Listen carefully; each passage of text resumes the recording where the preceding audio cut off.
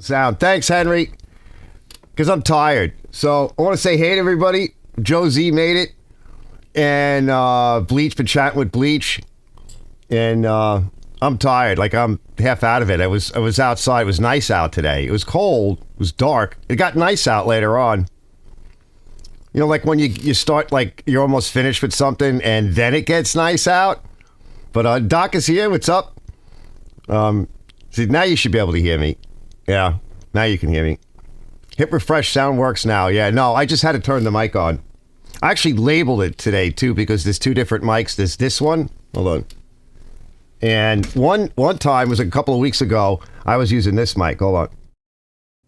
So this is the camera mic, which is actually on the camera. And I forgot that I turned this mic on for like the whole show. You know, because there's different mic inputs. So this is... So tonight I actually labeled the mic here that I'm using here. Because I set this up a while back and hardwired it. And all I have to do is take this off because this all comes off up here. And I have it on like a camera hot shoe mount, which is kind of neat because you just turn the knob, you can take it off and you can unplug it. It's gonna make noise. And you just give it a quick twist and unplug it because I use it on the camera a lot. Here's Ken. Mr. Morales is, yeah, here's the cover. I'll show that in a minute. So we'll get to that in a bit. But yeah, that's another option because I often talk about all the different stuff that you can make up with the extensions, and this is like adjustable and 1/4 3/8 is like the common camera mount screw thread. Even today, even with all the metric and everything, they have never changed it. You're going to see a little bit of glitching for some reason or other whenever I use the software to control things like picture-in-picture or this graphic that I put up, which this time I decided to do this graphic in what they call Luma, which is sort of like a green screen. It's a transparency, so I can just overlay it on the field of the picture within the frame. I can move it around, whatever, and I can turn it off, which is kind of neat. And let me see here. Let me get up that so you can turn it on and off. But for some reason or other, this software, it makes my cameras glitch, and I don't even know how to ask the question. I've seen some people in the forums for the ATEM software and the ATEM controller, which is this guy over here, pointing down over here. So this is a video controller / audio control. And the thing is, I don't really know how to ask the question. So usually on I think it's Sunday, there's a fellow that does a live stream on live streaming. He does it about live streaming. Although most of that stuff that he talks about is like way over my head. But he has a whole bunch of different streaming packages and things like this ATEM. He's got the big gigantic one. He's got a bunch of small ones. And I want to ask him, but I have to describe the problem. And you got to write it in such a way that it doesn't take up a lot of room, as you guys know, like in a text window, right, on a live. On the comment section. And I've been thinking about well, now that I know where it's coming from this box when I bring up the software. When I bring up the software, that's when it does it. You can actually see it right here. Hold on. So that's what the software control looks like. And I can control the cameras. I can do the audio, for example. You can see the audio right here. Now, I like it. I like my mics a little hot. So this is the mic we're actually using, and these are camera microphones, so they're off. But whenever I bring up this software, like this is the media controller, and this is how I can turn on and off the graphics. Let me come back.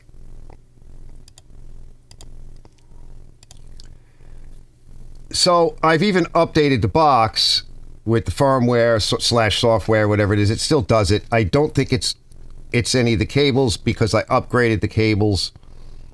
So I can't see how it would be the cables. They're 4K and 8K cables for the most part, the ones that I'm using tonight, except for one, which I don't think that's the problem, but I could try disconnecting it, doing something different another day. So let me catch up with you guys. Let's see. Bleach says he wishes he had a lift. Yeah. Yeah.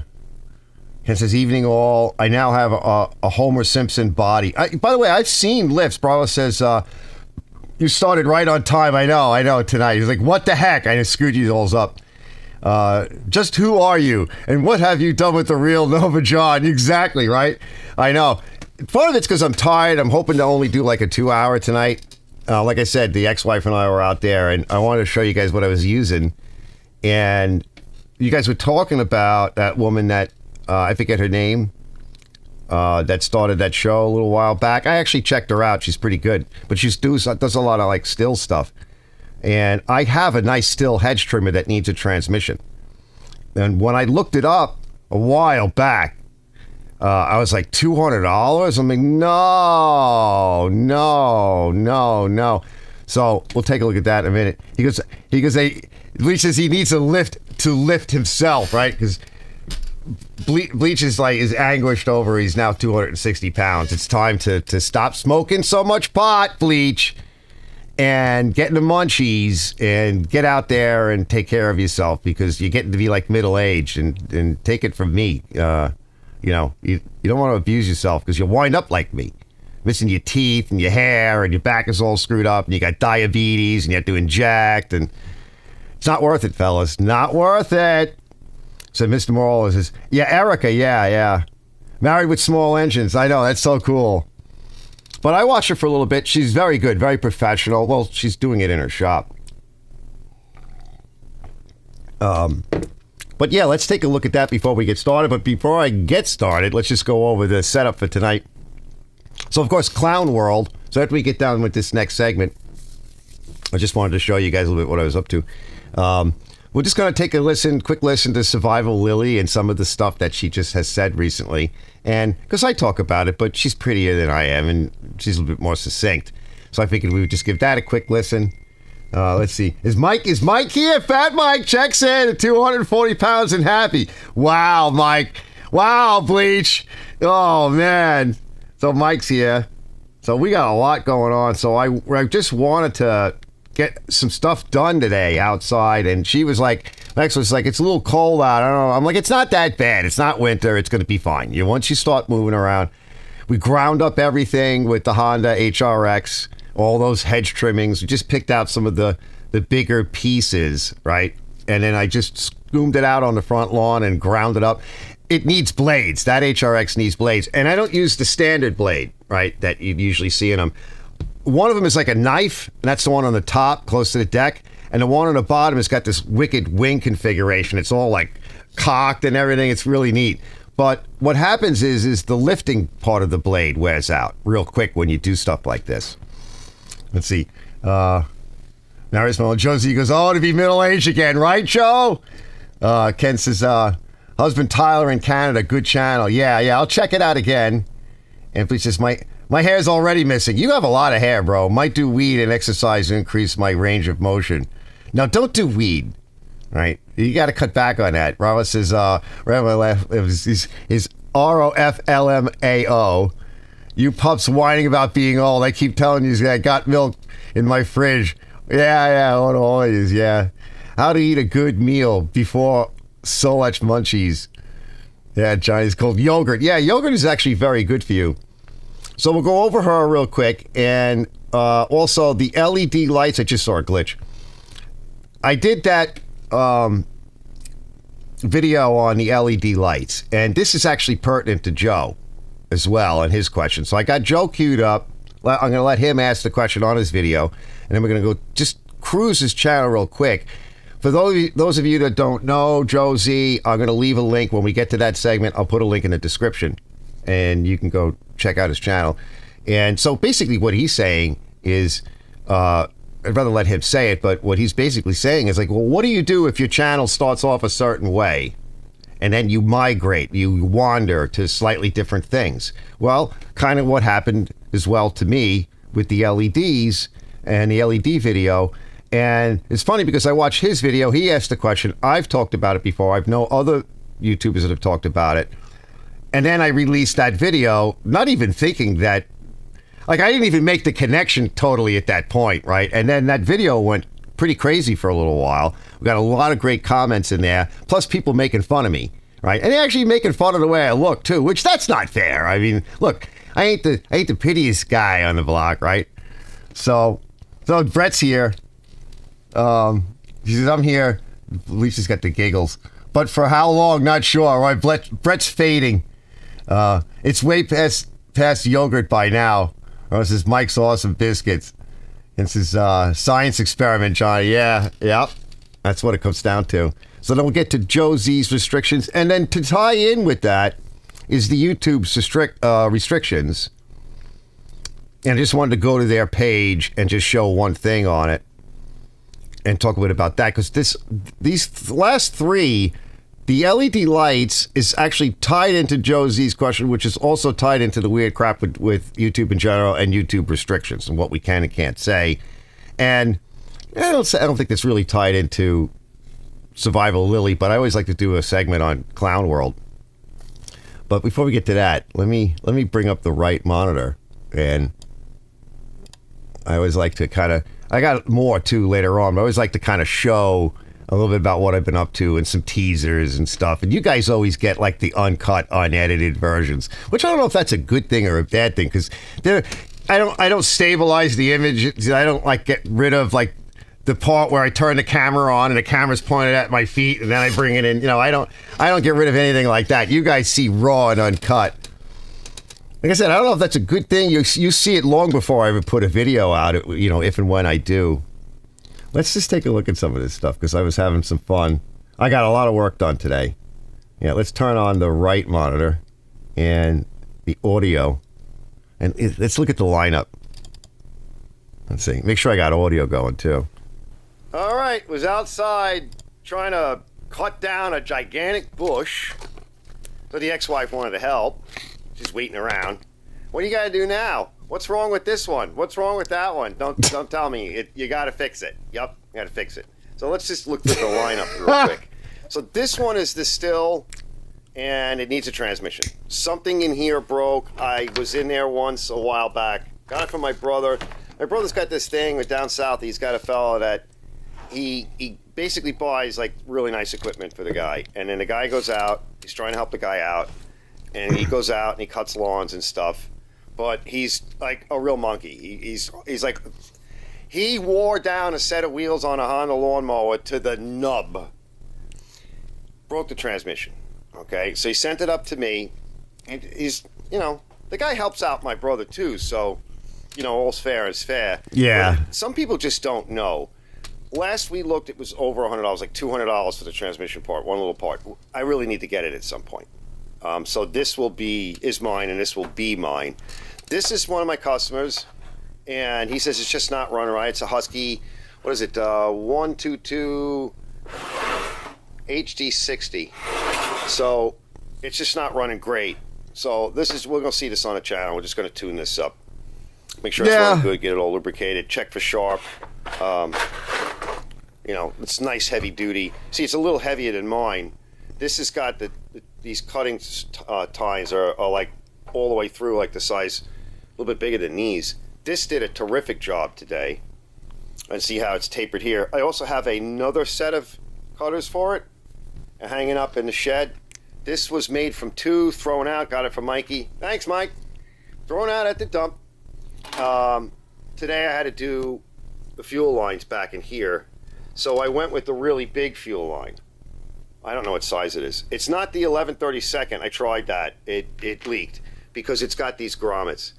So the ex-wife goes back. She goes to tell me it's leaking again. So you got to dump the fuel. I'm like, yep. Now you know the routine. Can you help? Why don't you do it? Why don't you do it? Wait, hold on. Notice that I've got ladies' stockings. All right, rubber banded on the face of the carburetor throat, right? Because I don't have a proper air box for it. I don't know. It was at the dump, right? And I made it from two. So I got this thing going. Runs great. Stopped the leak with the bigger line. I don't have an air cleaner housing for it. Although I just threw out a bunch of machines out there because Juan's coming on Monday. So I'm going to straighten up in here and I'm going to go see if there's something I can make or modify. But it runs great. And this Mac, I think, is on the channel. Yeah. The tines are too small for years what I was ago. doing. But for the other bushes, it's good. Now, this one sat I did it a while back. No, it's not Tygon. Started it right up, ran it. We're going to dump the fuel on it.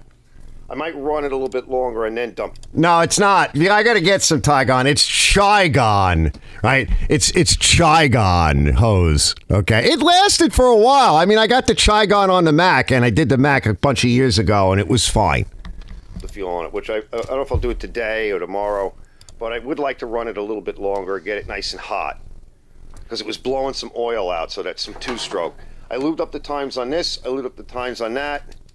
Do it again. Nice Mac. I mean, these are really nice. These are kind of easy to deal with. It's the fuel tank that causes you issues. Yeah. But it seems to be in good shape. It's running Runs fine. great. It's not leaking. So that one leaked. We fixed it. It started right up after Needs I to be fixed the sharpened. leak. It ran really good today. I know I tuned it pretty good when I had it going. I don't think I've used either one of these in a few years, honestly. I might have used this one a little bit last year, this guy here. But that one, it's been a while. All right, I just wanted to show you guys that. That's the lineup. All right, let's see. All right, so I got crap out in the yard. So this is the stock one. And notice it's a through hole. And that hole's big. Because that's got a big choke blade on it, big bore. Yeah, This big bore one's carb. small bore, but it fits. And it's a little too thick. So we may have to take some meat off. But then again, it doesn't seat all the way down. So let's blam all this out with one of these uni bits, and then I have this one, but this one needs to be cut down the side, but it's more of the correct size bore. Let me fool around, see what I can come up with. Let's just end it now. All right, quick rig. I know it's all rigged up. Just gonna spot face it. It's a little thick. Just gonna guesstimate it. We'll do this side. I need a new vise. I need some tools, fellas. I need real crap. Yeah, I need a It mill. should work. Yeah, I needed to spot face it down. It was too thick. Yeah, that filter will work. So it's like upside down, but it shouldn't be a problem. Might be a little bit, well, maybe your fingers might hit it, but I wanted to make sure I had enough depth. See, this one I didn't do quite as far, because that's like a crush nut, and I don't want it to loosen up. All right, let's put it on, see what it looks like. All right, need a little bit more tweaking. All right, I had to do a little trimming here. Fits on nice. Flips up. Right? So that this way the automatic choke works. So it's not hitting anything. We got a filter in there. Now the only thing I want to do is I emptied the gas out of it, but I'm just going to throw a little bit of oil in here. Just a little bit. And I'm going to run it. Thick oil, I guess. You can put grease in it, but we're going to go with a thick oil. Yeah, just to spike it up. And just run it until it's out of fuel within the carburetor. You know. Just a little bit. All right, there's a bit of grease in there. A couple of squirts. I already put like 2, 3. Just to wet that grease up because it flies off the gears. Yeah, That's it's a thick old. weight oil. That should be enough. All right. It flies off the gears to the outer, the housing. So ultimately that gets all beat up. I think we're okay here. I might put a little bit more oil on this and then run it Yeah, up. it needs to be sharpened. And I think there's one more thing I want to check. But any good grease would be good in there, like a light grease, right? Remember, these are usually run on warmer days, so. Yeah, it shouldn't be an issue. All right, come back. I just get concerned over the grease getting old. This machine now is old.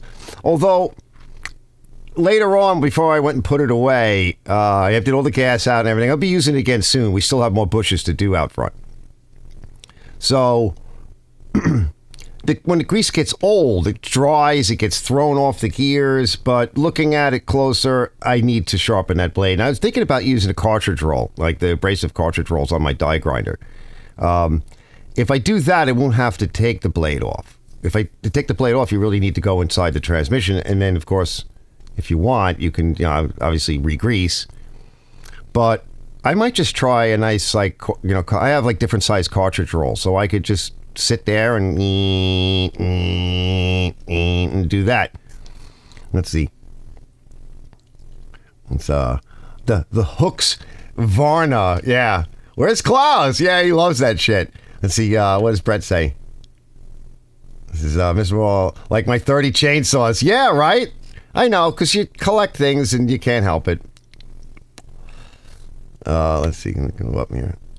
It's a customer corner. Needs a safe disco ball. Bleach needs a safe disco ball that isn't going to blow up.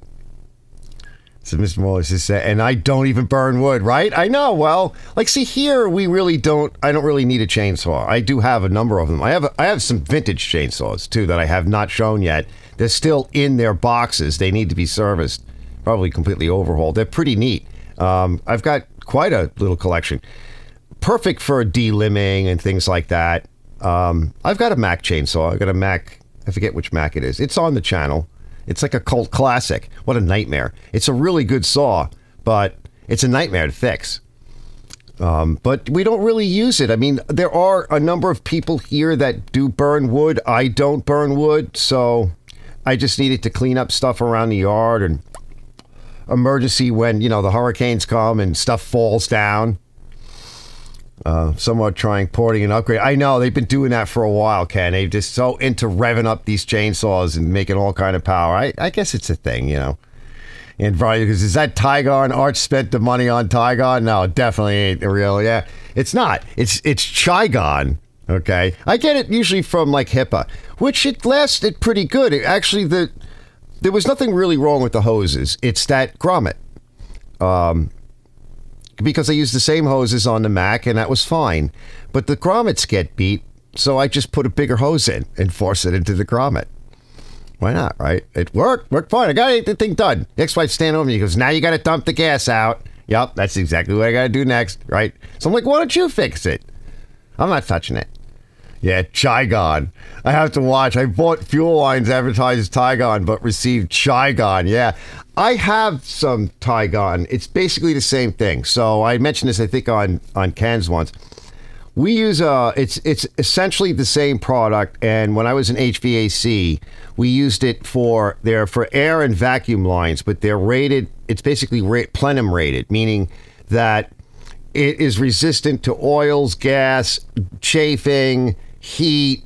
You don't need to put it in, like in the city, this code.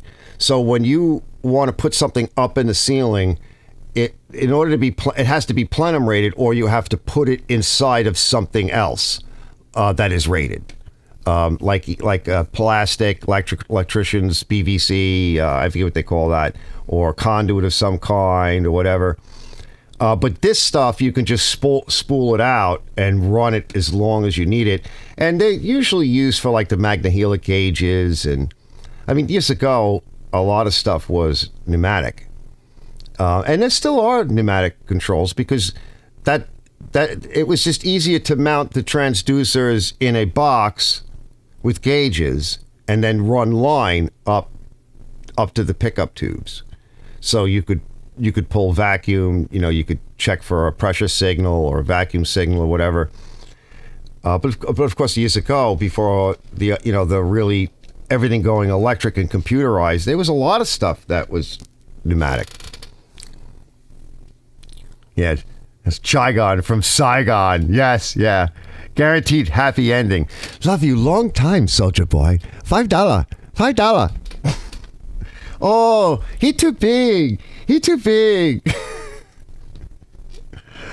I think I have a cut of that somewhere. It's in a couple of my videos. So the eager beavers are PETAs. Yeah, the eager beaver.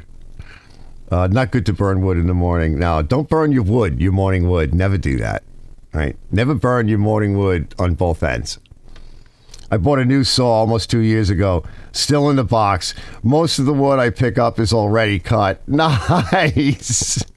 For instance, I like my HS45 steel edge trimmer, but really, I have no use for it anymore. Yeah, because you went cut crazy and you just pulled everything down. Well, that was kind of my thing. Is like, I do have hedges. We've gotten rid of a lot of them. And I'm like, well, $200 for the still. Although now I'm thinking, because I met that nice fella, this guy Mike, contractor Mike, needs lube to avoid burnt wood. Never burn your wood. That happened to me once. Oh yeah, when I was very young. Yeah, that's another story. Couldn't walk for days. But this guy Mike, there's all these Mikes. I might offer him a deal. because I really don't have a use for the still. He does, right? So I showed you the one that he left here that I got to tune up. I don't know. Maybe later on I'll show you some of the stuff I was doing to his Time Masters and Turf Masters and stuff. So I got a video coming out on that at some point. It's not going to be soon, but it should be. But he's got a bunch of these, and they get the Time Masters more than the Turf Masters, whatever the hell they are. But I was thinking about the one that I have and one that he has. One that he has, the body and everything is kind of decent, but the motor's blown. I got one. I think the motor is good, but the body's blown out. There's a whole bunch of parts there. He already has a bunch of these machines. I got to thinking the other day, I'm like, well, maybe I can concoct some kind of plan, because I wouldn't mind having a Time Master around it. For my lawn's, it's not gigantic, but it's big enough. And it might be nice. So that's a thought, you know. This is Noel says, too much jerking the gherkin, right? It was Noel says, have I got a deal for you, right? Yeah, you got to have a good deal. You got to sell them on a deal. But yeah, it's got to be worth it. But, you know, he's got that extra machine. I think it's extra. I mean, he just dropped off another one. This is the good one. And he's got the crap one. And then he's got a whole bunch of other machines, which I haven't really seen yet, except for in the dark. And he's looking to sell his Toro, his big Toro. He's got, let's see, he's got a John Deere. I forget which model it is. It's a zero turn. So he's got a lot of stuff. So he just dropped off two more. And again, we'll probably take a look at that in a bit. So yeah, let's just go into the next segment real quick, and we'll come back to this because I got some more stuff I want to show you guys, because he's got some nice stuff, and that's why I was thinking about this today and the other day, and I'm like, you know, what to do, right? Let's see, catch up. Weird ad showing up every 3 minutes. No, it shouldn't be every 3 minutes. Here, hold on.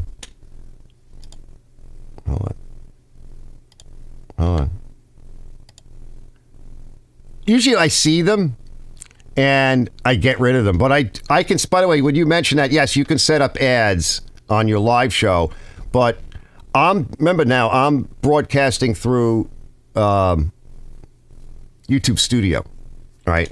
So this is YouTube Studio up over here. Let me turn this thing off. Hold on.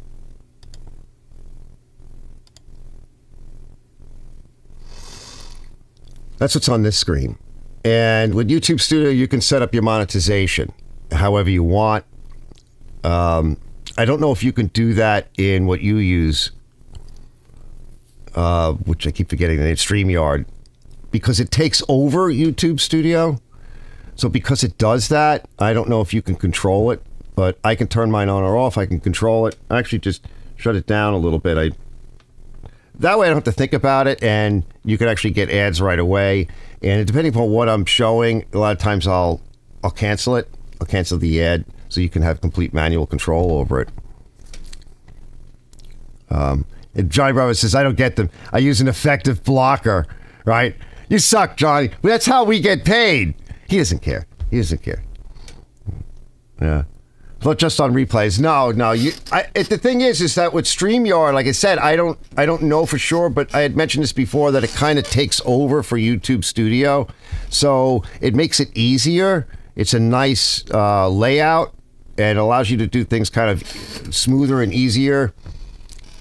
But it seems like it hides a few other things that you can't get to, and I don't know how you get around that personally. I didn't really look into that part of it. But I know it disables a lot of the stuff that I do.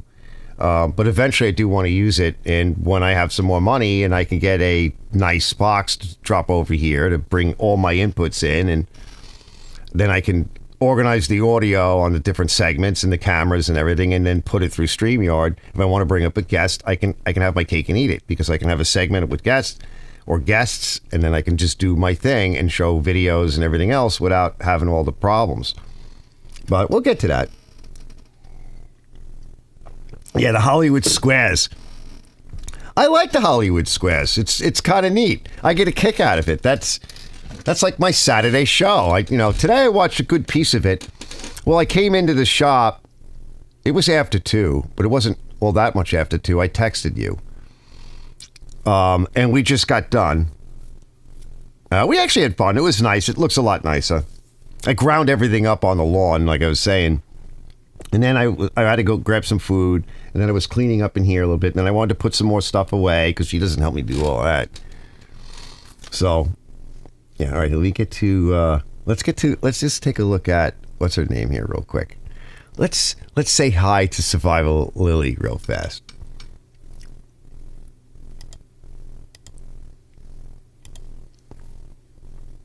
Hey guys, my name is Lilly, and today I'm exceptionally mad and Uh-oh. also really sad.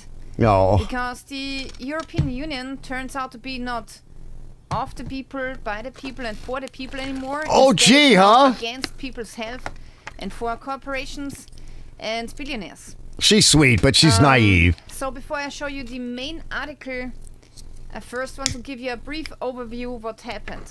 So in 2004 it has started that the European Union has allowed GMO crops here in Europe, so you could grow some of them for fodder, and also you could import GMO crops, especially soy from Brazil and other countries, and that was happening in 2004. But we Austrians, the majority of the population is against GMO crops. We don't want that, and we want to have the old crops, heirloom seeds and so on. So now Austria has tried to ban this new law, the GMO law, but unfortunately we lost the case in front of the court, so it was a defeat, and this one state that lost was Upper Austria, and it must allow the cultivation of genetic engineering. The Camping World RV Oh, Expo is commercial. coming to the Hold Dutchess on. County Fairgrounds in Rhinebeck, New York, April 18th through the 21st. Admission and park. That's her commercial. So that was quite a disappointment for Austria. So then Austria has allowed the import of genetically modified soy, and this is also one of our very basic labels that we have here in Austria. So now this label also allows the GMO fodder, for example, soy for our pigs. So if you are getting Pigs. a pig which is A pig. not having an organic label, then you have a high chance that GMO fodder was used for this pig.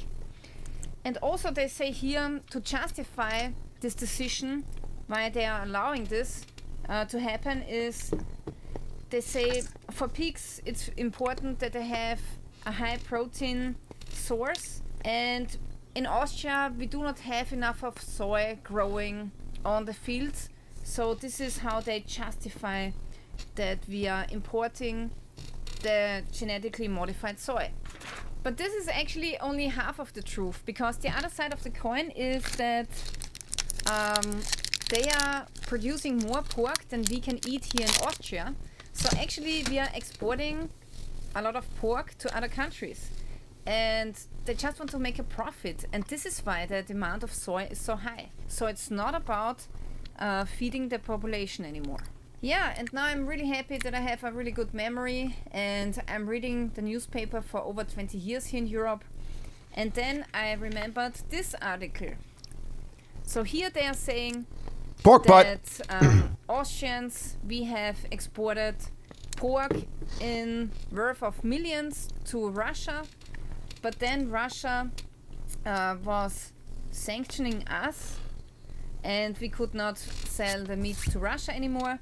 And here it's saying that it's harming the Austrian food industry in the millions. I don't know how many millions we earned with exporting pork, but apparently it was a lot. So yeah, this is the real reason why they want to have cheap genetically modified soy. They want to have it so they can produce more meat than we actually eat here in Austria, and they want to make profit with this move. Okay, so this was the history of the GMO regulations that are going on in the European Union. We Austrians are against it. We try. All right, so real quick, before I fast forward her, what she's complaining about, I'll come back real quick. What she's complaining about is that they had restrictions on GMO crops. And if you guys remember when we have GMO crops here, Monsanto does it. And they feed it to the pigs. And pig export is one of their big exports. And so they're trying to find ways of getting around this. So they want to feed genetically modified foodstuffs, soy and whatever, and grains, to the pigs, which is basically what they do here. Now, there's more to this story. Now, if you remember a little while back, they were making potato chips and such out of genetically modified corn and corn chips and whatever, and people were getting sick. And they said, all right, they stopped doing that. But what did they do? They fed it to the beef and the cattle and the pigs and everything and the chickens. And the problem with that is though, although the chicken and the pigs and the beef are not genetically modified, they're eating it. And then we eat it. And the other problem with it is, and she'll get into that in a bit, because we're almost done, is that they don't, you think that this is the European Union. No, it's coming, she doesn't know this, but it's coming from the United Nations. And it's coming because the big agro companies are paying for this to be done.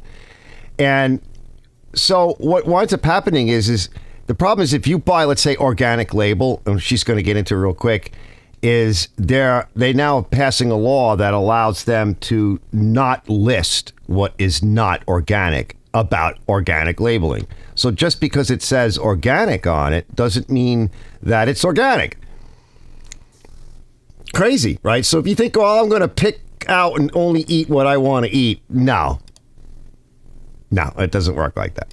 To ban this technique, but they won't allow a ban. If a farmer would grow heirloom seeds himself, he would not be able to. Right, so they want to ban heirloom seeds, right? And Monsanto was doing this in this country as well. And there was a threat a little while back about heirloom seeds. They're trying to get rid of these seeds and only have genetically modified seeds. Did with another farmer or brain and common sense, and they vote. And up until now, the heirloom seeds are still allowed in the. Let's see. Oh, another commercial. Hold on. That's her commercial. More of her commercial. Hold on. That's why I usually cut these out. That now they have a green light for the new GMO CRISPR technique. Oh, here we go. Here we go. And the problem is they don't want to label it. Which was right. Actually the same problem we had before. So, if you feed your sow or your pigs with GMO feed, you did not have to label it. But if you were purchasing organic, then you could be 100% sure that there's no GMO feed in the meat. Right, and that's not the case. Let me come back. So that's not the case. So they're already trying to do this here because, again, like I said this before, and I've showed this stuff before, where they don't want you to have regular food that's grown organically. They're trying to bastardize literally everything. And what she's talking about CRISPR, for those that don't know about that technology, it's gene splicing technology. It's essentially part of the process of what they did with the pokey thing, the vaccine shots. So in this country right now, they're fighting over, I think there's a number of states are fighting over this. They want to inject the mRNA vaccine into cattle. And that's how they want all of these inoculations to be the new technology. But the new technology is dangerous and it doesn't work. And it didn't work well on humans either. It has killed millions of us and injured many more. And this is all proven fact. And it does it because the CRISPR technology goes in and finds a place where they want to edit the gene, which is what they put in the thing. And it edits it out, and then they change the gene, and then they insert that gene in there through the mRNA technology. And that's how they got human beings to produce the spike protein, which there's no shutoff switch for, and that's what's caused so many problems because it creates an immune reaction in human beings above and beyond the one that they want. There's no way to really stop it. No one really knows how long it goes on for. And without getting too involved in the technology of it, that's a problem. And they want to put it in everything because there's a lot of money in this. It's trillions of dollars. So rather than make a vaccine the old-fashioned way, they now want to essentially bring all of this stuff into the food sources and the food stream completely. So that's why these laws are being changed and pressured, and it's coming from the United Nations. And she goes on, if you want to watch her videos, go check her out. They're very interesting. And it's really happening hard over there, but it's happening here too. She goes on to talk about a lot of these food processing plants, which are suddenly catching fire. That's what's been going on here as well. They're trying to collapse the food supply, which is why Bill Gates owns all this farmland. They'll collapse it and get it to a point to where people require more food. The only way they're going to be able to deliver that food is through chemically altering food, growing it through bacteria in these big vats, making fake meat out of it, fake protein, and then selling it, and it will be cheaper than, let's say, beef. So I think today on Ken's show, I think it was Lewis showed, he bought some nice, like, New York cuts or whatever. They're like $20 or whatever the hell it was. It's expensive. Well, that's part of the plan is to shrink the food supply and then offer something in replacement. And she'll talk about it. They claiming that it's part of this whole sea change, the warming, and the carbon footprint and the methane and all. This is the tactic, right? And it's so many people I've talked to about this, they don't know why it is or where it's coming from, and they want to be green, and they think maybe buying an electric lawnmower or electric car is green. Nothing but they don't understand that what are you it's not like you're just going to buy some new light bulbs and LEDs and you're going to be green. We're going to save the planet. No. What are you expected to give up of your lifestyle right now? And that's some of the stuff I've talked about in the past. I don't want to belabor the point too much. But she's got a couple of interesting videos out. She doesn't quite understand where it's coming from yet, but it's got her really disgruntled because her cost of living where she is so ridiculously high now. And we're already seeing this here. So we're next. It's already happening. They're already under the gun. And I don't know, she has some ideas of what you can do, what you could grow. She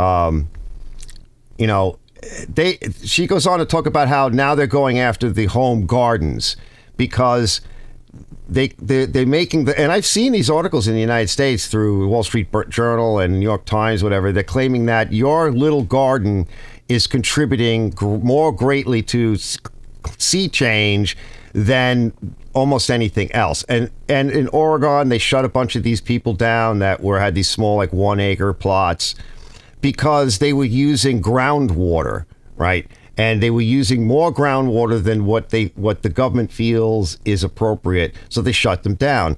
And you say to yourself, but that's your groundwater. No, it's not. You only own about 6 inches underneath your soil. So if it's not a stream running on your property, you don't own your well.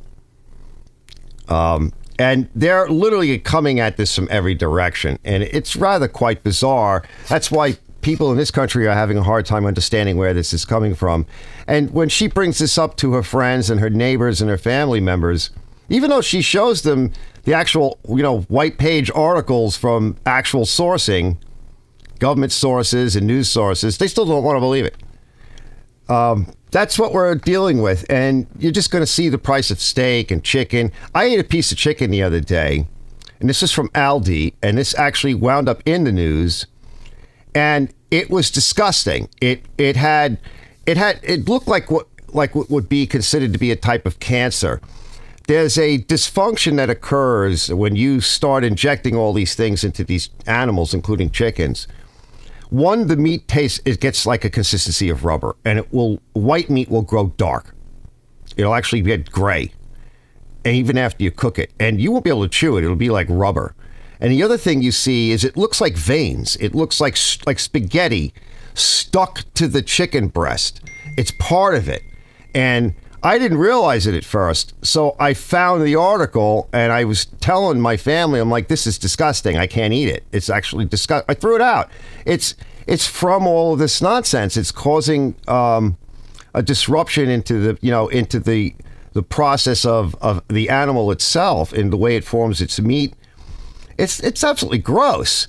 So this is the behavior of our government and the corporations that are trying to push all this stuff because it makes them a fortune. They don't care about your health. They don't give a shit. So Mike says, Mike says Aldi meat is junk. Yup. Yeah, it is. Sometimes they have some nice cuts, but it's getting harder and harder to figure out where you can get good products from unless you get to a local grower or we're going to join a cooperative. My friend Steve did this years ago, and he gets some great meat from upstate. That's the best way to do it, because then you're going to know. But she went on to talk about, too, that farmer in Pennsylvania, the Amish guy, that got shut down. The government came in and shut him down. He had thousands and thousands of people, customers, all through a network. They all have to sign an agreement. And they don't want people like that. They want the food to be modified. They don't want you to be eating natural food.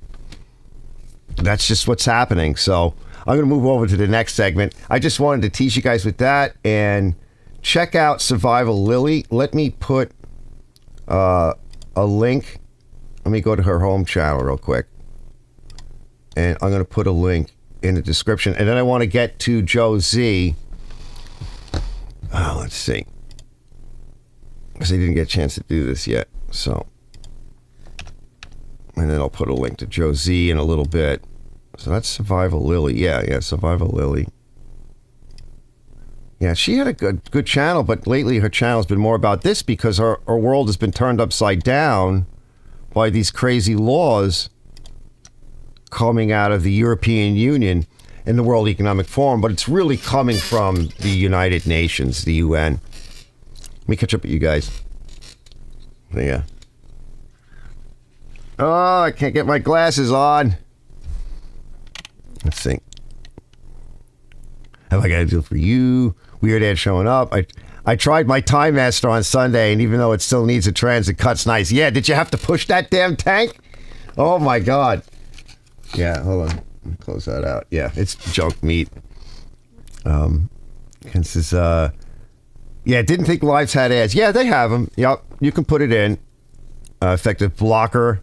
Mr. Wallace is, so it's just on replays. You could set it up any way you want, but again, I'm not sure how StreamYard does it. Hollywood Squares. Yeah, Henry is my Paul Lynn. Yeah, Paul Lynn was great. I missed that guy, and he was perfect for Hollywood Squares. Let's see. Brett, can you do a Paul Lynn?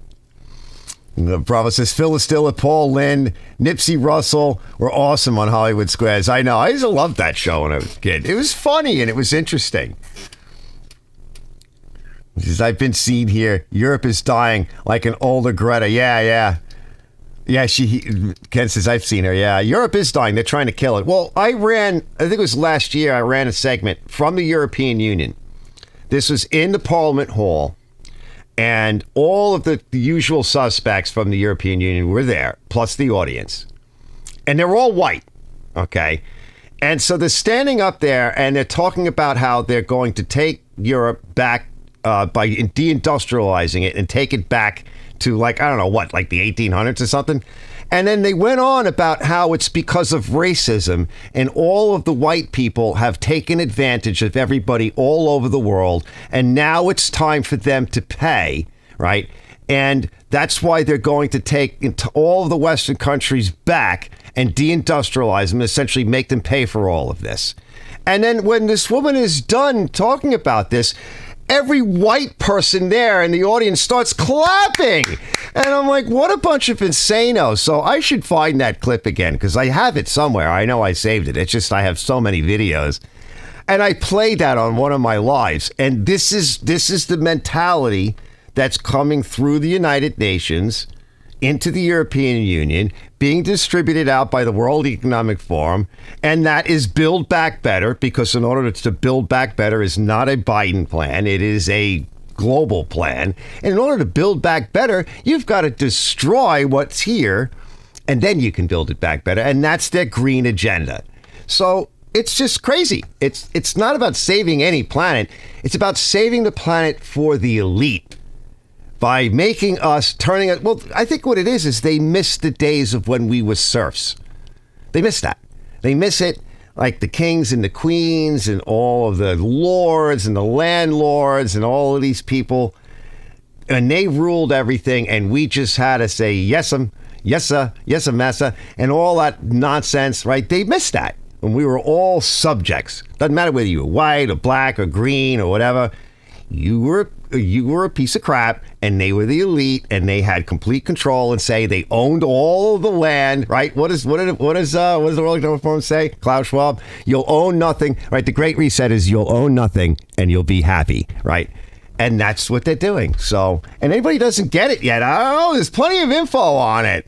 You know, let's see. Bravo says, you guys need to check out Sawdust and Splinters. Ooh, we'll have to check that out. Hold on. Maybe I'll check that out later. Let me grab that and copy that link. Hold on. Maybe we'll get to that later on. Let me just paste and search. Here it is. All right, I got it. I got the link. Nice. So that's Survivor Lilly. And there's another one, too, that's even worse. Like, I didn't even pick that one. Hold on. We could pin that message. Yeah, we could pin that message. Message pinned. We are wonderful people. Yeah. Yeah, no, it's not the Germans so much. I don't know who they are. Like, we don't really know exactly who the elite are. Like, we know the underlings, like the ones that have to stand out front and get yelled at and stuff. And they wind up losing their jobs, and then they go off to work at the head of some corporation somewhere, right? I don't think they're really, they think they're elite, but they'll get screwed. They get screwed anyway. Let's see. Bravo says, she'll work your wood for sure. Yeah. And speaking of that, hold on. Let me get through this. And protest the whole time, yeah. Robert Vallis says, Dilly, I'm in the pit of misery with my tractor, my GT tractor mower pad. No, what did he do? Oh, yes, bacon. JoeZ says, we have a growing problem with farmland and food production in this country that is going unnoticed. Yup. Yeah, it's totally going. Yeah, mad cow. Brett says, you guys hear Tyson is using bugs for fill? Yes, that's what I'm saying. Yup. In the chicken products, I don't want to eat dinner to be fair. Yeah, totally. And I don't know if you heard, but that whole plant, that one Tyson plant, where there's like, I don't know, I forget what it is, like 7,000 people in the town or whatever it is. They fired off all of the workers, right, that live in the town, and they hired all these illegal immigrants. So that's the other thing they're trying to do. And the UN wants 100 million immigrants, and it's not just from South America. You just got to go to the UN and download the PDF like I did. And that's how I know all of this shit. It's not because I'm some guru that sits over a crystal ball and makes it all up in my head. No, they tell you. It's like 2,000, I don't know, I think it's like, maybe it's like 10,000 or 12,000 years old. It might even go back before this current iteration of human being. It goes back to the beginning of time. It's something to do with karma. If they tell you what they're going to do, and they don't have to make it easy, but they do sometimes. They tell you what they're going to do to you, and you accept it, or don't bother to look into it, and you accept it, or don't get it, or don't understand it. That's your problem. They're free of that karmic burden.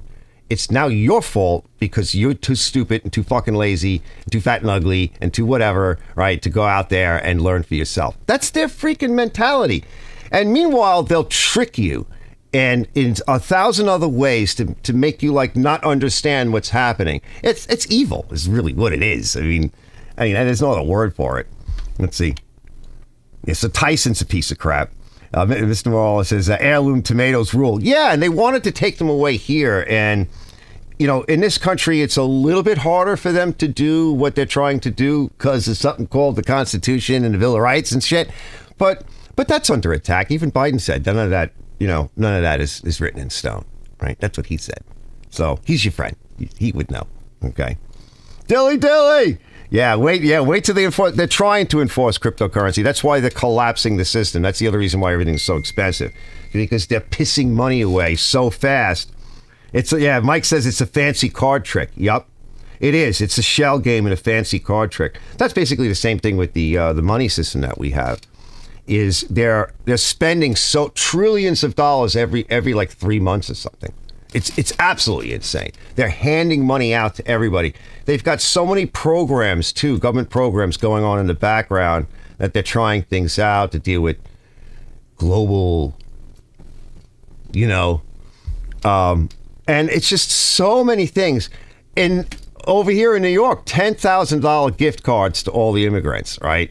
But yet I'm trying to get health insurance through the state, and they're making me go through hoops now all of a sudden, right? I mean, I got ready to retire in a couple of years. I mean, it's so bizarre. Like when I think I told you guys, when I went in twice to get on disability, last time the young fella looked at me, and he looks up at me as the security guards come, and he goes, well, maybe if you have liver cancer, if you get liver cancer, we'll give it to you. But no. He goes, and then maybe. I'm like, you son of a bitch, right? They don't care, all right? Because he said to me, well, you've been in business all your life for yourself. Can't you just go make a job? I'm like, well, if I wasn't dying of diabetes, right, and really a mess, I might think about it, but no, they don't care. Go die, is what he said to me. Get out. And then the security guard stood over me. I was like, meanwhile, everybody in there, I didn't see one wheelchair, not one cane, right? I had like 2 canes. I could barely move. My body was racked. And everybody smelled nice in there, right? I'm like, Jesus, I can't even afford cologne, right? They don't care. Die. Die, you stinking idiot, right? Die, you blood-sucking gravy pig, whatever. How did that line go again? What was that line? Oh, it was Jane, you ignorant slut, right? Remember that one? That was a good one. Jane, you ignorant, misguided slut. Now, that's a different one I'm thinking of. Let's see. It says, here, wait. Robert says, here in Alabama. Yeah, we have them here. You can buy meat directly. I get some through my ex-wife. It's awesome stuff. Yeah, we have them here in upstate. Yep, that's what we need to start doing. So we started talking about it, but it is more expensive, and you have to lay out more money up front. And when you press for cash, which, by the way, that's a lot of this, right? So their thinking is those that can do that, what you're talking about, and those of us that have a little bit more money that can afford it, right? We'll find ways around it. But the people that, I mean, I know of some people that in some of the areas where they live, the only store around is some crap box gas station with packaged food crap in it. And that's what they eat. And that's partly why they're so sick. So they're thinking with all of these people that they're bringing in, right? Well, where they don't have resources like that. They don't have connections. They don't even speak the language. In some cases, they don't even speak their language well because they're not educated. It sucks where they come from. I wish we could take them, but we're being overwhelmed by them. So where are they going to eat, right? Where are they going to buy stuff? And I think that's part of the plan is that these corporatists are thinking, well, we've got some prepackaged stuff that looks like meat, smells like meat, smells like, well, it's bugs. Looks like chicken. Everything tastes like chicken. We'll just make everything taste like chicken. So Ken says, I like Lilly better when she showed you how to make fire in the woods. I know. She's just everybody's having a rough time, particularly in Europe, because they're coming down on everybody. We'll feel it, right? You'll feel it. All the small engine channels are going to be like mine where they talk about the horror in the world, right? I'm starting to see a lot of that, too, with a lot of the other stuff I was watching. And see, Brett says, I did a Slippers impression. I saw that, yeah. No, you didn't do it. You did. I thought you did. What's his name? What the hell? Why can't I think of his name all of a sudden? Ken's friend, the guy with all of the generators. I just forgot his name. Let's see. Tommy Hanlon says, Ken, Soylent Green was set in 2022. It's so true. Yeah, all of those movies and those books, like George Orwell's 1984 and all that. And I've said this before, how those people knew they were going to do this. Even Mark Twain was with those kinds of people. And he sometimes wrote about it. At some point in time, certain people are picked to let us know. And they can get away with it. Like right now, it's, what the hell is his name? I'll think of his name in a little bit through the World Forum. That guy from Israel. I just can't think of his name on the top of my head. Like, he's been picked to tell everybody about what's going to happen. And they can get away with it. But if somebody else, like myself, I could get, this taken down or whatever, or it'll get flagged. And no, you regular folk can't talk about this stuff. Right? We won't allow you to. Ironic, Tommy. Yeah. Maybe we should build a space station and elites can go live on it. That's Elysium. That's the movie Elysium. Yep. Oh, yeah, yeah, I didn't read the rest of it. Oh, wait, they already made a movie. Well, because they say movies are true, right? It's the sitcoms that are fake. They say that because the content that they pick from is based in truth, and then they fluff it all up. Basically, everything is a 3-act show, right?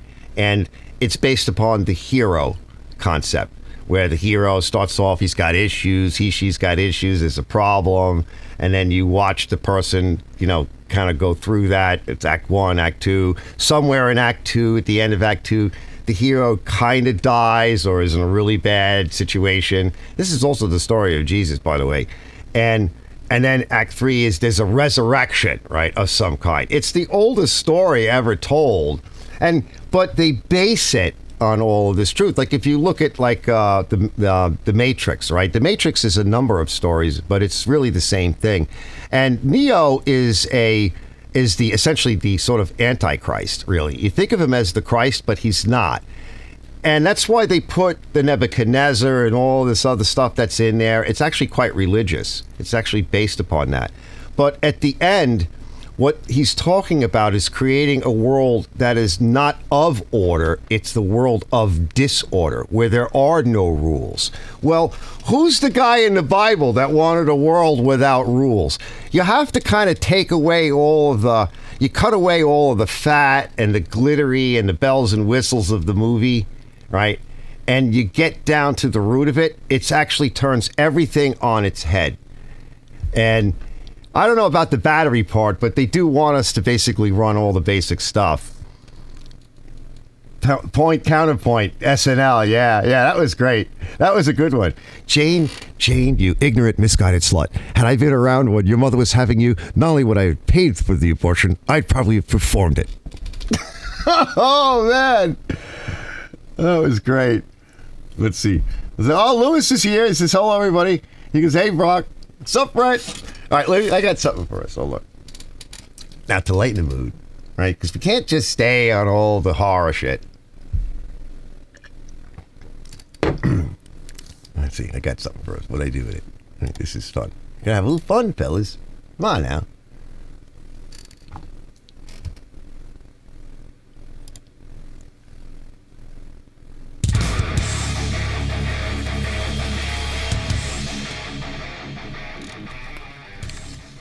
So no one wants to play with dirty equipment. That's why you have to keep your balls clean. Oh. Problem is, bar of soap just doesn't cut it. See? Still dirty. Well, how can guys clean their balls so that they're more enjoyable to play with? There's finally a tool that can really get the job done. The Axe Detailer. What is that? Cleans your balls. Let's clap, everybody! Yeah! Why don't we start with these small balls? Ooh. With a soft side for he's lather. got small balls. What's that? What is that? Ooh, And a rough side for scrubbing. Ooh, listen to that! Skinny ball, sparkling. Stop it! Go ahead and play with those clean balls, Denise. Ooh. Wow. Denise. Oh, Denise, stop. Stop it. What are you doing? Oh, my God. You're hired. Play with these balls all day. Yeah! You're definitely hired. Yes. Oh, she's Let's see into if the it. audience has any questions. Grandma's coming up on You deck. there. Can it clean these filthy balls? No. Throw those fuzzy suckers down here. She's like, no. Cleans right through the prickly surface. Oh, easy. Just plop it right here. Nice and let's get to ball work. sack, pal. It's a big ball sack. Ooh. She's like, ooh, Grandma. Monica, it looks like we have time for one more demonstration. Come out here, Mr. Hackerman. Oh, Mr. Hackerman's coming out. So they're playing the sad music. Aww. Oh, sad balls. Can you help me with these dirty balls? Sad sack of Hank, dirty the balls. ex-detailer offers such a crazy clean. Can even clean your old balls. Oh, easy watch. Where you touching that? Easy. Ooh. Wow. Whoa, yeah, right there. We leave him right there. Incredible. There really is no nook or cranny that thing can't clean. That's just amazing. You Oh, are a true champion, Monica. I feel empowered.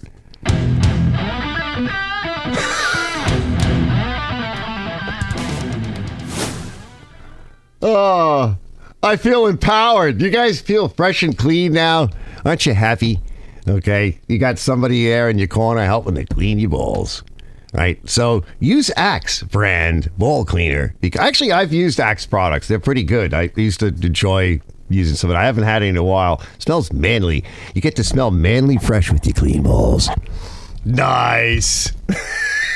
Let's see what you guys are doing. JoeZ Large, we're going to have to start giving you live chats, right?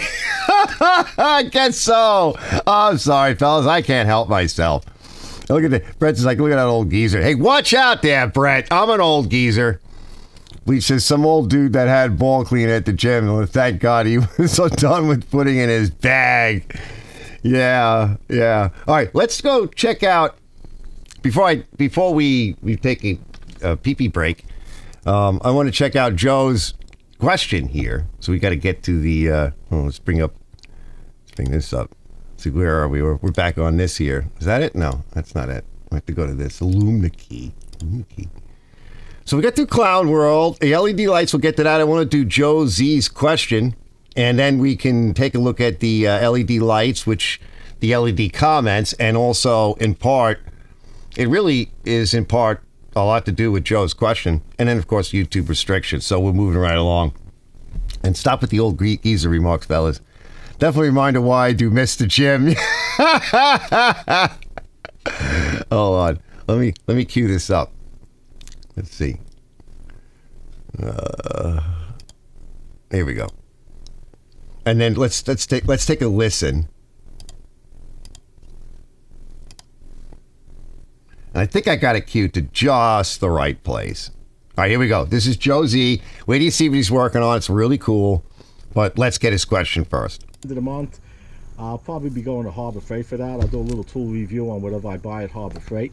So we'll get a tool review out of that. And I have a question for my subscribers and my viewers in general.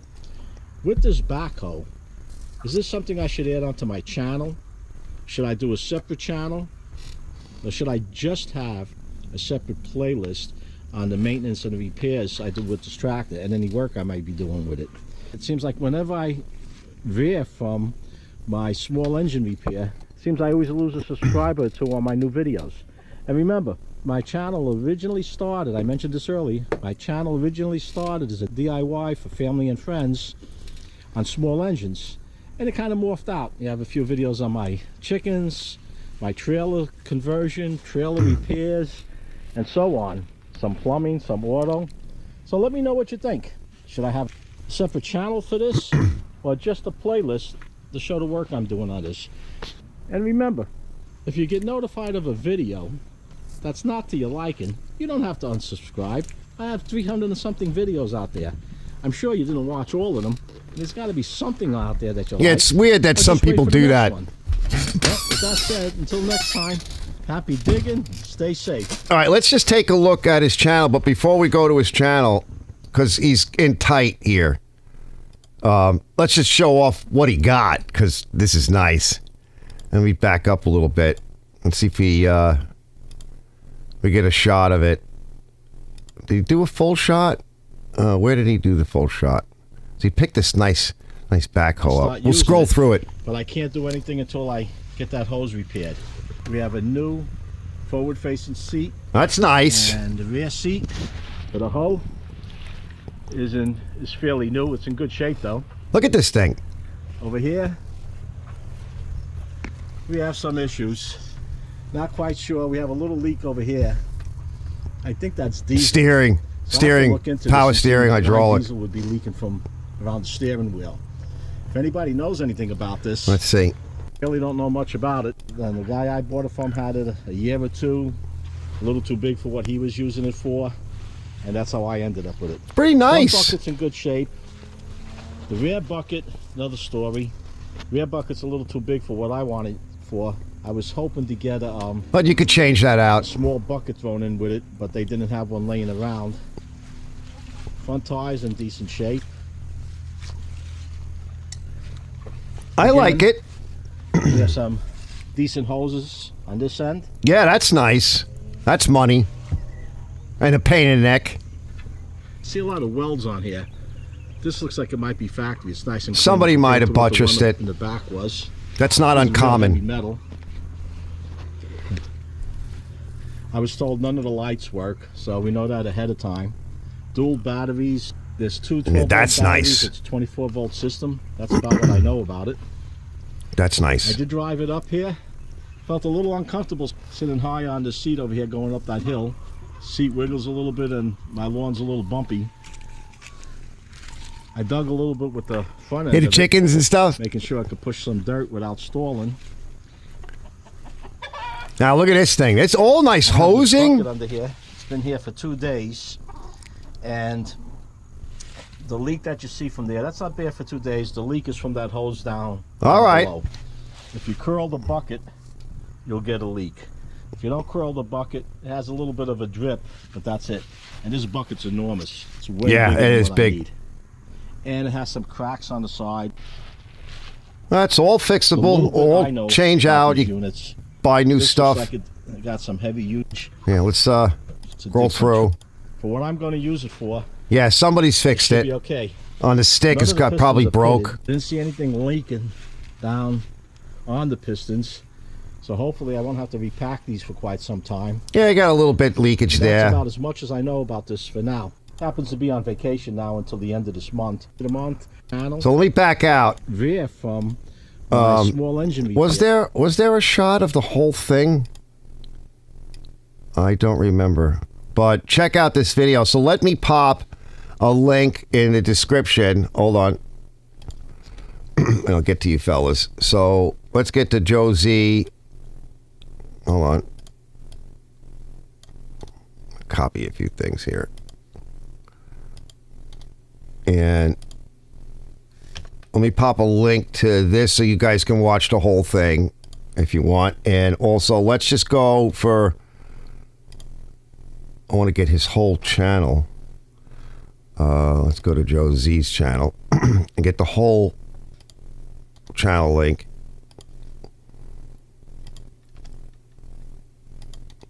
And we'll just kind of cruise. Let me click save. All right, so that's in the description. So his channel's got a lot of stuff in it. And what he was saying is it basically starts off as a small engine channel, but then he's got all of this cool stuff in here. Right, look.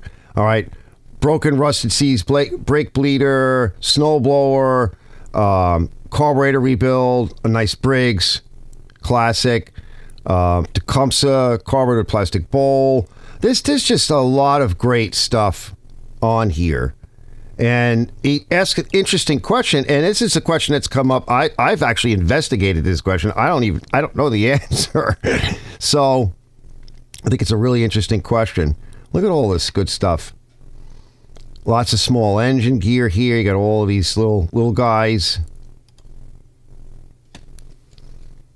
All right, some of this stuff goes back 7 years.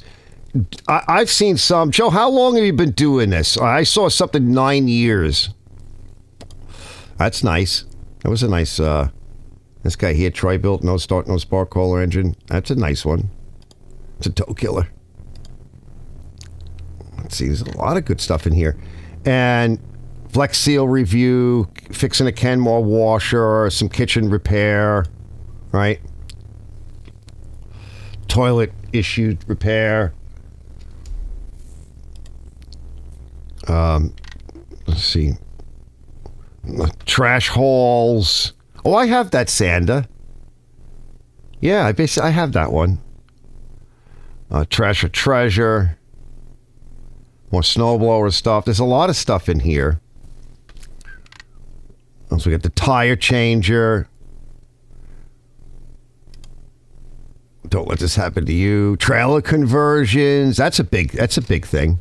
41,000 views 7 years ago. Trailer stuff is hit or miss, but there's a lot of people that are into trailer conversions or trailer work, motorhome stuff. And look at all this stuff, tool reviews. So let me come back. So check out his channel. And before I take a pee-pee break, let me make sure there's no echo. There shouldn't be any echo on that. Let me close her out. Okay. All right, let's see. Where am I? Let me catch up to you guys. It's been a great week. I think I'm up to 12 subscribers now. Wow. Nice, John. Well, I had 12 at one point. Very cool tractor. Yeah, that thing's awesome. Is it a case? Tommy asks. Bleach goes, nice tractor. Yeah, it's a money tractor. Actually, like I said, that one looks like it's pretty cool. JoeZ's 1963 John Deere 500 Industrial. That is sweet. Bro says, there's a guy that does all this hydraulic stuff called the Home Pros. Yeah, I've seen that guy. 13 and a half years on YouTube. That's what Bleach says. I started 2012, I think. Yeah, so you're old. You're like OG, right? You're some of the original gangster guys that like created the genres, right? Because I come in 4 years, so I'm Johnny come lately, literally. So, OG has got questions, and we don't got answers. I don't know what the answer to that is. Lewis says, just subscribe to you, Joe. Nice. Yeah, Lewis, check out Lewis's channel. Everybody, you guys should know. We'll have to cover Lewis's channel soon because Lewis scored big. Sadly, though, on, neighbor or whatever passed on. And so there's a collection there that needs to be, gone through and repurposed. And that's what Lewis has been working a lot on lately. So, that's a tough one. I don't like to talk so much about stuff like that, but because it's sad in a way, but it's cool in another way. Because I know, like, my ex-wife was in here. She's like looking around. She goes, "Oh my God, what the hell are you going to do with all this stuff?" I'm like, "What? When I die?" Yeah. Because again, I don't want to go there. But Brett says 9 years for him, and boats. Yeah. Lewis Motors and boats. Yeah, because Lewis is into boats too. Yeah, Joe's coming over. Bro says, I think he may be in North or South Carolina. So, interesting question. Sit on that. And I have looked into it. And one of the people I checked out from the very beginning was a fella who started a channel a bunch of years back. He's a younger guy. And I'll have to put him up. I didn't get a chance to really prepare like I wanted to because last week I didn't do a show and I was shot, and today I was really busy. But this fella, he made himself a multimillionaire on YouTube. And the basic story was he had done some AV work for a church. I think he lived in, I want to say California or something at the time, something like that. Married. Something went wrong with his wife and he lost his job. She was very ill. And this is a young fellow at the time that he didn't have a lot of other skills. So now life has fallen, all of the weight has fallen on his shoulders. And so he decided to get into YouTube and talking about YouTube and about cameras and camera gear and AV gear. And with some of the training he had working with the church, which they had a falling out or whatever, but he's a Christian and he's very involved. He got into this and he worked his ass off. And it was rough in the beginning. He wasn't very good, but he had a dream, he had a vision, and he had a lot of fire and piss and vinegar. And he created this channel, and he also created a media network. I'll see if I can find his name. It'll come to me, probably because I have to take a leak. And one of the things that he does nowadays is, apart from his camera show and stuff like that, but within the media group, he has YouTubers that work for him. And because he's got a name, the YouTubers work for him under his name. And then they also do their channels under their name, and it's like one hand watches the other because they get to work for this guy where they get a cut of the action. This guy gets a cut of that action, and then because of the notoriety, those YouTubers, they get hit as well on their personal channels. And so one of the themes of like one aspect of it is he helps YouTubers out with their channels. And I've seen some smaller channels like my size or smaller ask questions on there, and I've seen some bigger channels that have come on there. And what the guy will do is he'll look at their channel, he'll talk about, sometimes they do it live, talk about what the channel is about and what you'd like to do with it. And so, like, I don't know if you guys have ever seen the Popular Report, right? So that guy is actually on there recently, and Popular Report, basically he's an accountant by trade, but I don't know if he actually does accounting work because he's got into this YouTube thing, and he does basically like news, similar to what I do, but he's straightforward, but he does it off the cuff mostly, and it's a little bit more informal, and he picks all these topics, got a great thumbnail, basic thumbnail that he sort of recycles. And what his question was basically the same thing. He's like, I developed the Popular Report, people really like it, and because it occupies so much of his time and he started earning a living from it, he needs the money because he's not really working for corporate America anymore. He's not doing people's tax returns really anymore. He's putting all his time into this. And he says, as soon as I veer off, I lose people. And which hurts him personally because it's not a hobby, right? There are a lot of people that earn a living on YouTube. A lot of people turn to it for additional income. That's what I did. That was one of the things that I did, which was I said, well, is there any money in YouTube and how do you go about getting it? And how much money are you talking about? For me, it's like a shitty part-time job that I really love. I don't know if anybody's ever had anything like that, but it's really cool. So that's kind of what is on the table here. So let me catch up to you guys. See, Bleach says, I've been on YouTube longer than most, even Taro. Yeah, that's a long time. Lewis says, thanks, brother. Brett says, I haven't uploaded in a bit. Been dealing with blocking trolls. You're going to get that. Ken says, 2012 YouTube for me, but serious starting 5 years ago. See? A lot of us start off like that. And so I'll think of the guy's name in a minute, or I'll go look through, which is a nightmare for me to look through all the people that I subscribe to because I subscribe to like everybody. Click, subscribe. Because I just love all of this stuff. I love YouTube. I think it's awesome. There's so many different things different places you can go. If I have to, Ken has some awesome channel. I'll try Brock. Brock says, I'm not trying to be a successful rich YouTuber. I always have weird problems. So when I learn a solution, I'll post it and hope it helps somebody out. Yeah. Yep.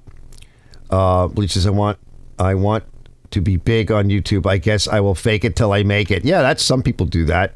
That's actually a strategy. Both you guys have cool channels. Bleach says, I get no trolls. Uncle Mark's DIY, fix a channel. He says, hey, Arch, hey, Mark. So Mark 2, right? And so I think it's a really interesting question.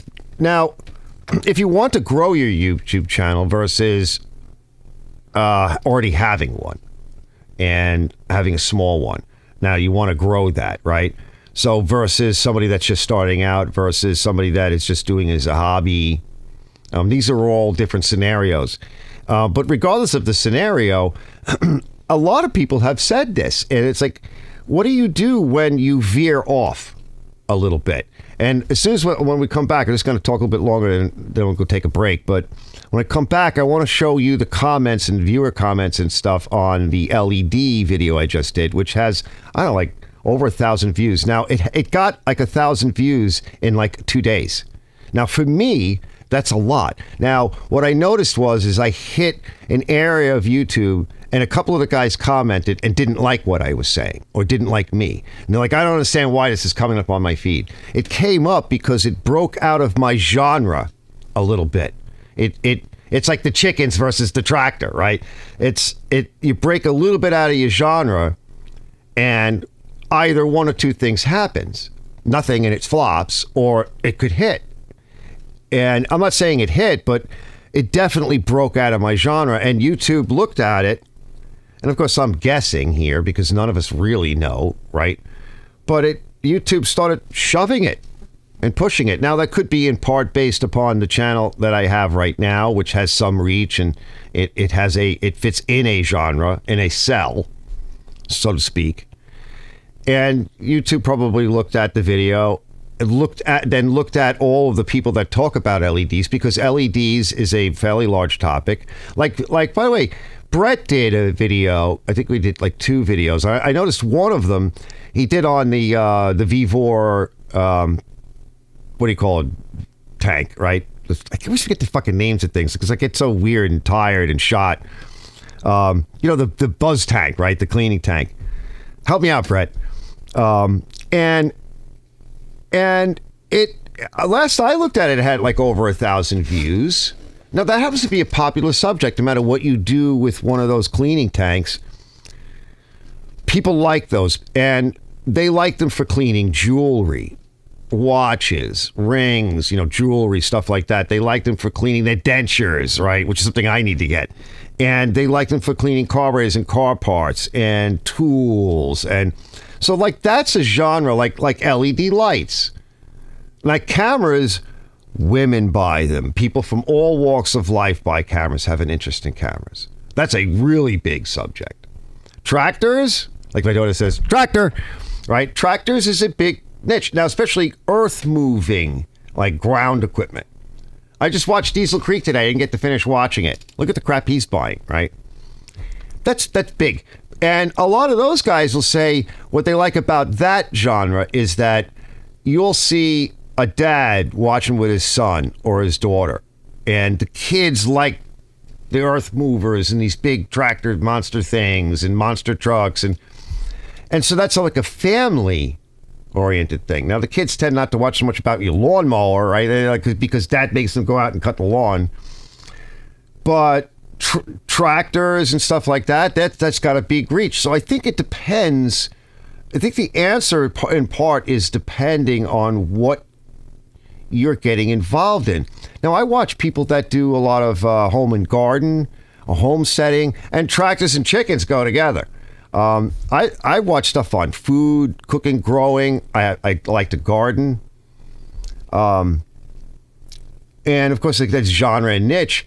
But I think it really depends upon when you veer off. Because I do stuff on cameras. I do weird stuff. A lot of my channel, I don't do like a lot of how-to, although the how-tos actually make me money.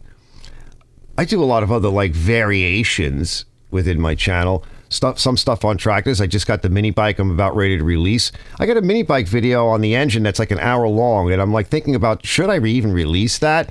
And I thought about it, like, should I release this? But what I did to that engine, that Tecumseh engine, and why it's so smooth and so powerful, it doesn't matter whether or not it's popular. It needs to go in the folder with the mini bike. And when I'm done with the mini bike, I said to myself, well, why don't you release the promo with you and Liz and driving it and the close-up shots. Release that now before you start releasing all of the other videos that are fitting the engine and, all this other stuff. Maybe it'll create a buzz because a lot of people don't know what the hell I'm talking about. Like, they've never put a different motor on a mini bike. A lot of people put those Harbor Freight motors on, right? I'm not doing that. Why not show the ending first? Because they don't know how I got there or why I got there. They've never done one. They'd like to see it. Show them the ending and then show them how you got there. So that's different for me. I never thought I would do anything like that. So I think the question is a good one, and it's a very difficult one. And then I think lastly is, does it effing matter?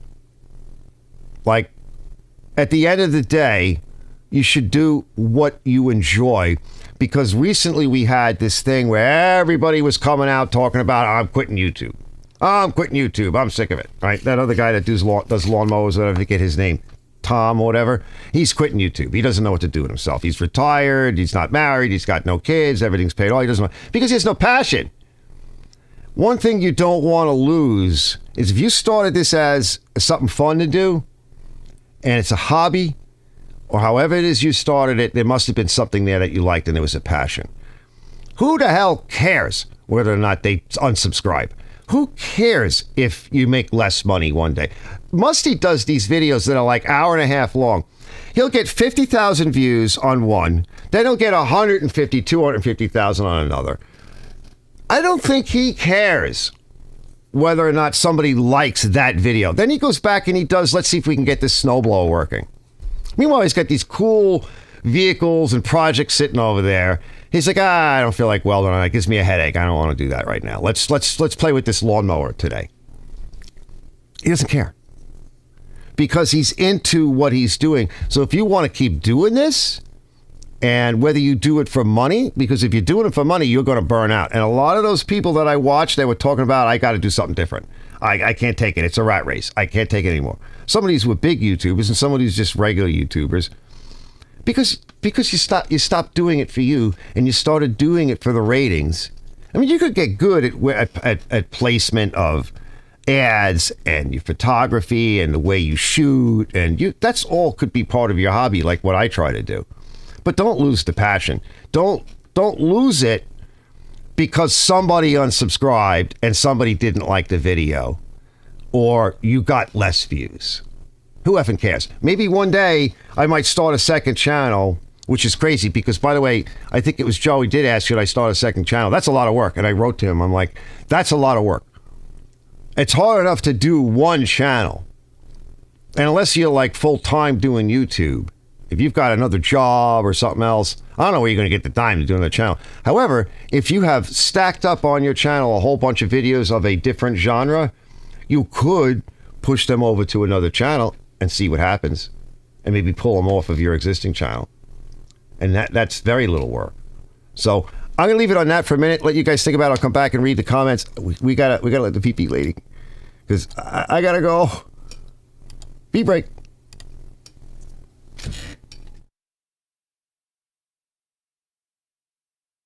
Right where she stands. Hold on, I'll cancel her out. I gotta say goodbye to the BB lady. She's nice. She kind of has a cute butt, a little bit, but is it real? Okay, we don't know. All right, we don't want her turning around either, right in the middle, midstream. All right, let's see if I can catch up with you guys. Let's see. From now on, I'll state in the video that all comments need to be on topic or be removed. Wait, hold on. Wait. Okay, let me catch up. Let's see. I'm trying to be successful. Rich YouTuber, always weird problems. I want the big on this. I want to be big. I like Reese's. I want to be big on YouTube. I guess I'll have to fake it till I make it. Well, that is like I said, that is a kind of like a strategy that you could do with things. Is when you want to learn something, but you still have to put the work in. Like if you can fake it for a little while, and that gets you in the mood, so to speak, right? To assume the posture, right? Assume the position. Let's see. Yeah, hopefully help somebody out. I get no trolls.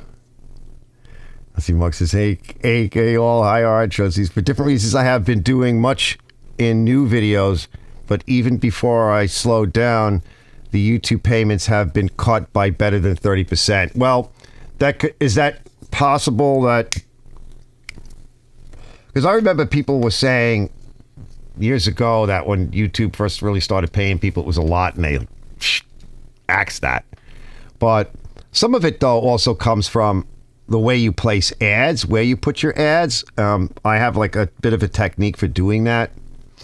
Now, I have to consider money because I'm so damn broke, and all the crap that happened to me in the past, 15 years of my life have just been so devastating that I do consider the money aspect of it. I mean, I do need to make something from it, but I don't do all, like a lot of stuff that I know that makes me money on YouTube on like my top 10 list.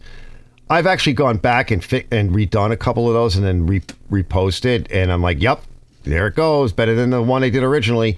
Now, I kind of have a feel for what I could do that would be popular on YouTube, but I often don't do it. I don't do it because a number of reasons. Because then I have to actually physically go out and get the thing or do the thing and repeat the thing. And, well, that would be boring.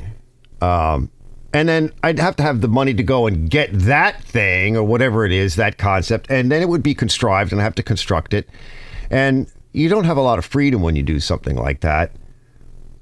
I think it should just be more on coincidence, personally. Like, if you're really into something, and you will keep doing the thing and getting the thing, and you'll keep at that because you're really into it. And if other people happen to be really into that, well, it's not fake and a fraud and a phony, and your growth will come. And then you have to consider, if you want to consider making money, then you have to consider how you construct your videos around ads. How do you do it? How do you place them? How do you go about doing it? And there's a lot of videos out there on ad placement, how it works, how long it should be, just all kinds of stuff on that. Let's see here. So that you can actually increase your income that way. Sean Cannell, all right? Sean Cannell. I know it's my New York accent. They're like, who? What does he say? What is Art saying? Sean, like canal, like your ear canal, right? So Sean Cannell, I think is kind of how he says it. He started a media group, and one's under his name, and the other one is called Think Media. Think Media. It's got a nice slogan and catchphrase, and he's a multimillionaire. And he's played all the angles. And he does it. He did it initially for money. Lilly was tagged in a post. Well, I don't really talk to her. And he wants to offer, help to people. He wants to offer value added. And he's very much about that. And he was starving and his family needed him. And he had to come up with the goods. So you can't blame a guy. Right? We all have to do that at some point. So you don't want to begrudge anybody. And it's not commercialized stuff. Although every now and then I think he's a little bit too much. But he does offer a lot of value added. So check him out. Let's see. Some YouTubers do joint venture video. Yes, they do. And it really does work out. Now like Diesel Creek is doing that with his buddy. Scrappy Industries. And I check out Scrappy. He's pretty good. Right? They've been working together and friends for years, and it's helped the both of them out. I forget, was the guy upstate New York. What the hell's his name? The guy that built the house out of shipping containers. He built a castle. One of the guys that he knows is an old timer, and he helps this guy out all the time. And that guy has a channel, and he helped that guy out because that guy helped him out. Because young people and old timers, that's the thing. It's like me and Mike. So they helped each other out. There's all kinds of people, all kinds of stuff you could do and to help each other out. It's mutually beneficial. I think it makes it more interesting. You can have a lot of fun doing it. And again, get back to the fun. Let's see, I have some videos, have tens of thousands of views, and some have like 12. Yeah, right? So when I went to shoot some of the footage of Liz and I fooling around with the mini bike a couple of weeks ago, she's standing there in my kitchen, and I'm like, well, I'm going to shoot it. I just so you know, okay, if you're going to ride that thing, I'm going to shoot it. And I said, I'm warning you, okay, I'm going to be putting it on YouTube. I said, and you have to deal with the fact that you're going to be hugely popular, right? You're going to be famous. I said, what could happen is, this is what can happen, all right? When I release that video, at least tens of people will watch that. Maybe even tens of people. So, or maybe hundreds of ones of people will watch that video. So if you could deal with the pressure of being that level of famous, all right? She goes, tens of people. I said, yeah, tens of people will watch this. Just so you know, I don't have to put the pressure on you, Liz, but I just want you to know. Yeah, because, that happens. Right? I've got videos with tens of people that have watched it. Tens. Let's see. Lewis says chicken. Shit on my snapper seat. Lewis is the ultrasonic cleaner. Yeah, yep. I don't know. I can't remember that word. Plus, I get tired. I'd like to have. Ken says I'd like to have land like Diesel Creek. Yeah, I know. That's what I wanted. Even when I moved out here, I said to my wife, I said, we're too close to the neighbors. It's not enough property. We looked at a place a little further out, and like I really wish we just settled for that. It's hard because of family and everything else and jobs, but there's just not enough property for me here. And with everything that's going on in the world, I'm like, that's why, another reason why I wanted to get the heck out of here, because it's crazy. It's crazy town. What's going on in New York, right? It's absolute crazy town over there. It's just gotten really bad. And it's going to collapse. Bleach says, Sonic Balls cleaning tank, come to Harbor Freight near you. Yeah, clean your balls, fellas. You got to clean your balls. It says 8 up. It says, you'd be competing with cars and cameras. Yeah. Let's see. Brett says, some asshole rudely commented on my carb cleaning video saying I needed to dip my fingernails in there and run it for an hour or more. He got the boot. I don't boot people, and that's what we want to get to next. You have to have a thick skin, and you guys are gonna see some of the rude stuff people have said to me on that video for the lights. And Tom Dolby, yeah. Yes, Uncle Mark says, yeah, some viewers are idiots. Yes, some people are stupid. And there's a couple of comments that you'll see that are kind of stupid. There's a couple of people that commented and they don't know, right? They're making a suggestion, but they're coming from a place of not knowing. And it sounds stupid, but it's because they don't know. And some people are just downright mean. And there are a lot of people that will cut you down because they're probably jealous. They troll. They get some meaning in some twisted way out of their life at hitting people, and that's their thing. But never suffer a fool, especially when you get to our age, fellas. So just leave them. I leave them on there, right? As it Bleach says, is my channel good? It depends upon what you're talking about. When you did that. I showed it. You did a short where you're standing there and you took a hit on the bong and blew it out into the camera. I'm thinking to myself, well, that's funny, Bleach, but then again, you're like a middle-aged guy blowing on a bong into the camera. If you were 20, that would be funny, right? 20 years later, it's like not funny. So like there's some things like as we get older, right, it's not good to do, right, to sit there and blow bong on, even though it's legal. But here's the thing, where is it legal? Here? Like, if you had a big channel and you started doing stuff that, and that's why we're going to get into the next segment a little bit before we leave tonight, is the rules, right? So like tonight, what I do here is not really monetizable. A lot of times it gets bumped. So there are a couple of times where I'll play something and they lock the video. And in order to unlock it, I have to cut that part out, which is in part why I do segments. Because if I do a segment and I have a problem with a part, I'll cut it out. I can go into the YouTube editor and I can remove it. Because I don't want to constantly bump the system. There are other places that you can go, different formats that you can go to if you want to say something a little bit more risky or get into the weeds with some of the political stuff.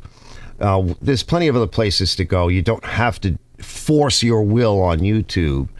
And the other side of it too is if you're actually trying to do a YouTube channel for money, you don't want to push it because the advertisers won't tolerate it. So they're the ones that paid the bills to YouTube. Now, a friend of mine mentioned the other day, he says, well, YouTube is a privately owned. Yes, that's true. However, YouTube was essentially created by DARPA, all right, the Defense Advanced Research Agency, whatever the hell is project. That is public funded. They get their money from our taxes. So you could say that it's funny how so many of these things we pay for and then they're essentially given to a couple of people which start multi-billion-dollar companies and make a fucking fortune, and then constrict us, the people that paid for all of that. So anybody that says, well, it's a privately owned, yeah, well, link everything back to DARPA, Facebook, YouTube. So much of that stuff comes from, particularly in the United States, the American taxpayer. So, right? So, but I'm not going to fight every battle because that's not what I want to do. And I skirt and get close, and then if I have to, I'll pull back. And a lot of the stuff that I do is for the live show. If you missed the live show, okay, all right. If it happens to be in a rerun, because I had 1,500 views on a live show I did the other day. It's like 2 weeks ago. It's like 1,500 views. That's crazy. I was like really surprised. I usually get about 300 or so on a live. That was a lot. And it could just be people poking, which is fine. They look at this part and then they're like, I don't like that. Fast forward. That's what they do with my videos and most people's videos anyway. That's just the behavior of a viewer. I mean, I don't behave like that, but, you know, let's see. From now on, Brett says, from now on, I'll state in the video that all comments need to be topic or removed. You could try that, but, you know, people... See, I like it when people share. I mean, that's up to you. You have to decide how you want to run your channel. It's your channel. So, but I don't take that tack because I'm a little bit more open. Like, sometimes I'll watch Mater and, like, his lives. And his lives are very sedate. It's just a bunch of friends hanging around. They'll talk about a bunch of different things. But he won't let anybody in that's not subscribed. But he's a tiny channel. And the problem with that logic is that if you're a tiny channel and you're really just starting out and you're saying, here's a live show and I'm going to introduce you to my friends and we're going to talk about stuff, well, then how the hell are you going to get in? Because people really need to see, they need a sample, they need a taste test. And if you don't give them something, why should they give you anything? And I see this a lot too with people that you get into the video, within 1 minute, they go, don't forget to hit the like and subscribe. I mean, before you've done anything for them, they're already asking you to go do something for them. Like, dude, can I watch your video? And then you get these long intros, and even some of my intros are a little bit long, but, you know, I put music in, because sometimes I just do it for myself. But the problem with that logic is that it cuts the viewer at the ankles before you even get anywhere. You've got to give them something to get their attention and then pull them in, not block them, cock block them right away. So no one's going to watch his live shows because he's a small channel. And when I think about, like, I'm almost 1.5 million views. I'm 1,400,000 and something thousand views. On average, I have almost 7,000 subscribers. So that is 6,994, I think, literally, something like that. That is such a small percentage of my views. And of the people that watch my videos that hang out, like to hang out in the live, that must be 0.00001% of all the people that have watched my channel. So to cock block them right away, I mean, it's such a small percentage. And when we don't understand how YouTube works and how the algorithm works and stuff, we get to thinking that we own the place. You don't own your YouTube videos. Once you uploaded them, you don't really own them anymore. And he's had issues with people with copywriting. He gets into it with people.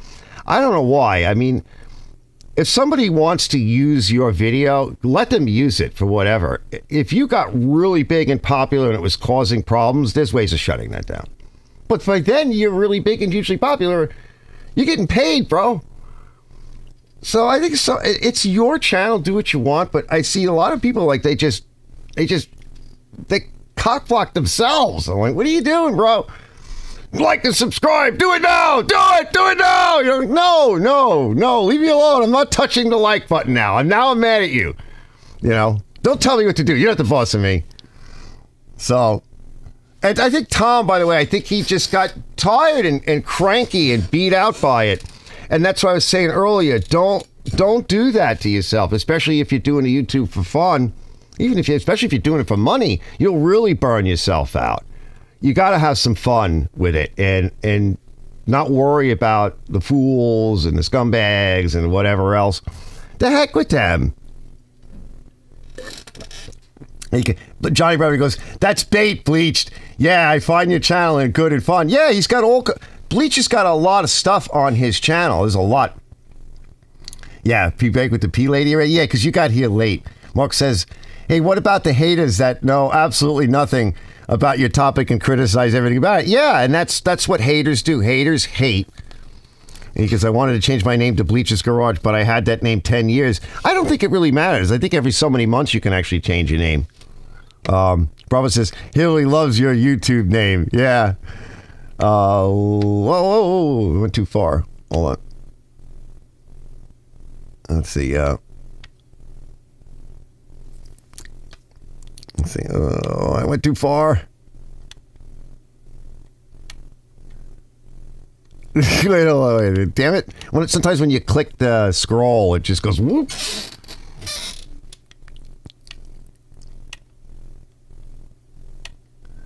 TJ says, oh, hey, TJ. Oh, wait. Okay, we're back. I found it. I appreciate everyone. Have a wonderful night. Okay, see you later, Louis. But it says they get the boot. Yeah, they get the boot mark.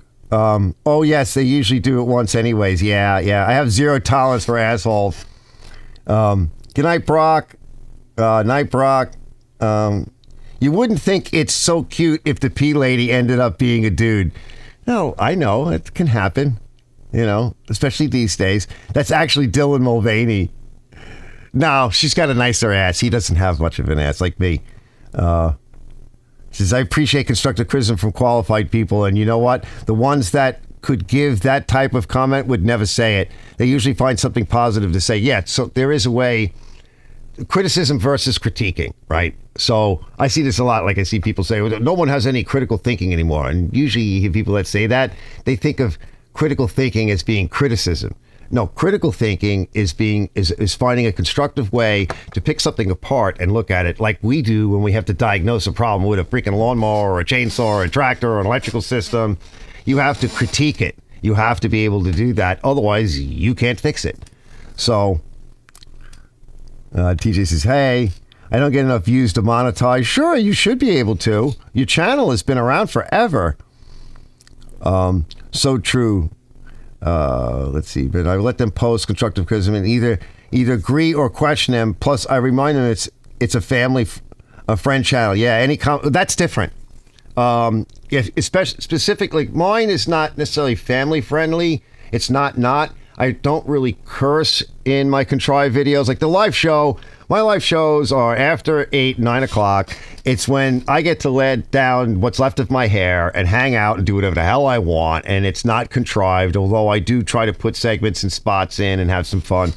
But it's very different than, it's still based around technology and small engines and everything. That's the pivot point, right? Because that's, I'm really into it. So I can't not talk about that. It's music and we get into all kinds of stuff. So it's really, I see the live as a great place to come hang out, find some friends, make new ones, piss a few people off every now and then, poke at the world. It's just fun, right? That's what I'm saying is you gotta have some fun. But yeah, my videos are pretty straight. Even when I fool around, it's still pretty clean, Yeah, that's just the way I am. I'm not forcing that. So it's just the way I am. Also, sometimes, I've been working for myself for years. So when I approach business or customers, I do approach them in a certain way, and I conduct myself a certain way, and I try to be a bit more professional, but I still want to have a good time. Anybody I've ever worked with or worked for, I don't care who they are, how much money they have, they're going to see this idiot sooner or later, right? And they're going to laugh, and they like it, as long as it's in the appropriate way. As he probably says, I know what chaps my ass. Yeah, folks saying, buy me a coffee or send me a super like, be a Patreon. Yeah, that's a tough one. That's a really tough one.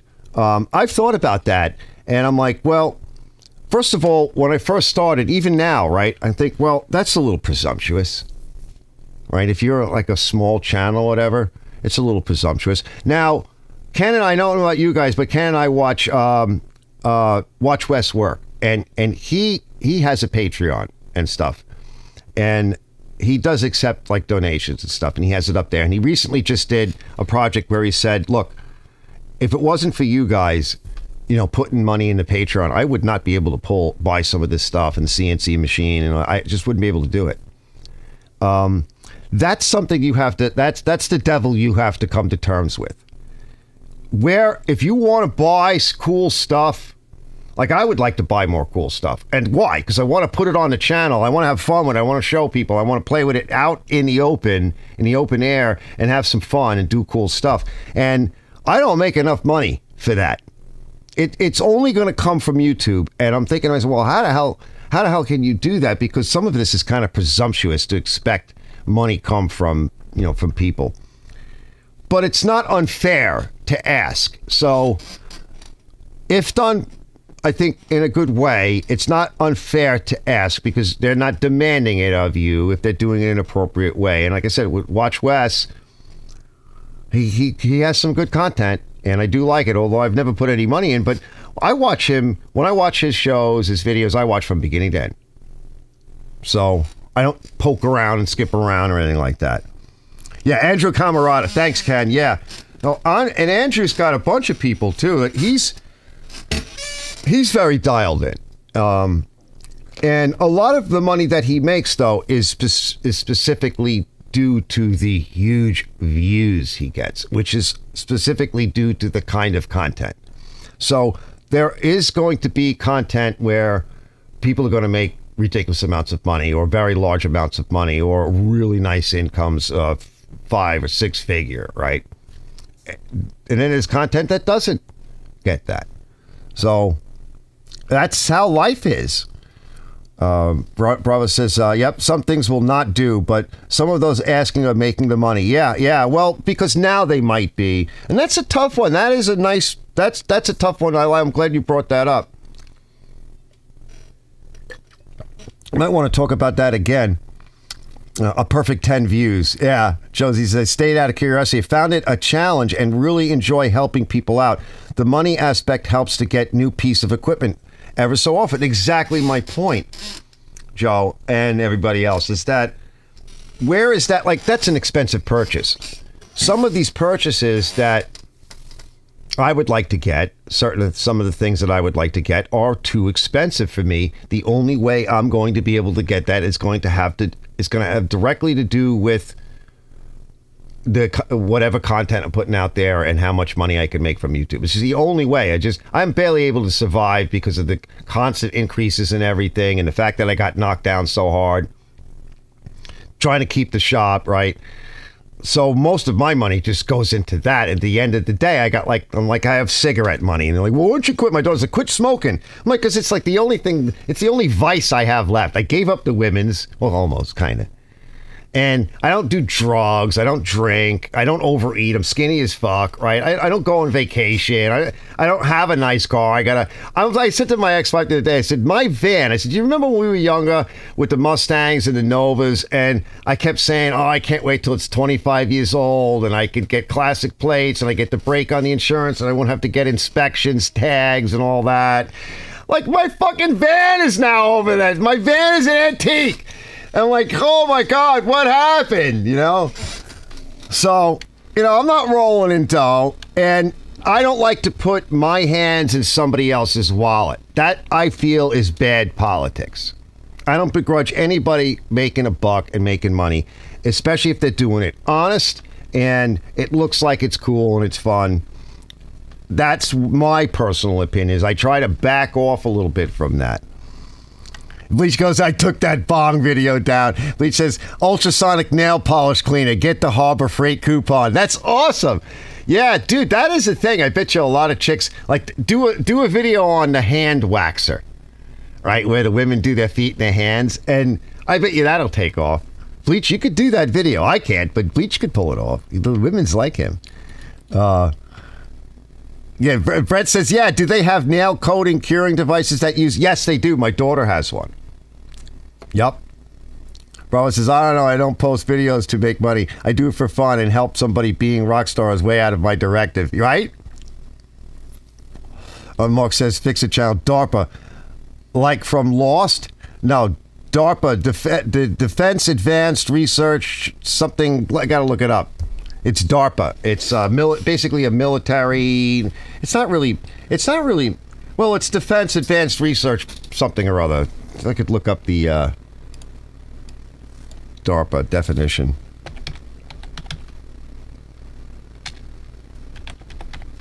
Yeah, here we go. Agency of the U.S. Department of Defense responsible for the development of new technologies. The Defense Advanced Research Projects Agency is a research and development agency of the United States Department of Defense responsible for the development of emerging technologies for the use by the military, which most of that stuff, once they get it to a certain point, that's why we have our cell phones and all the other stuff, they even if somebody in their basement starts working on something, they will eventually get their hands on it, take it over, develop it, and when they get to a certain point, they release it to the public. They've always done stuff like this, but DARPA has now been cited to do this, and I just closed it out, but I forget when they started. Join Brothers, of course, I'm not making any money on YouTube. Yeah, right?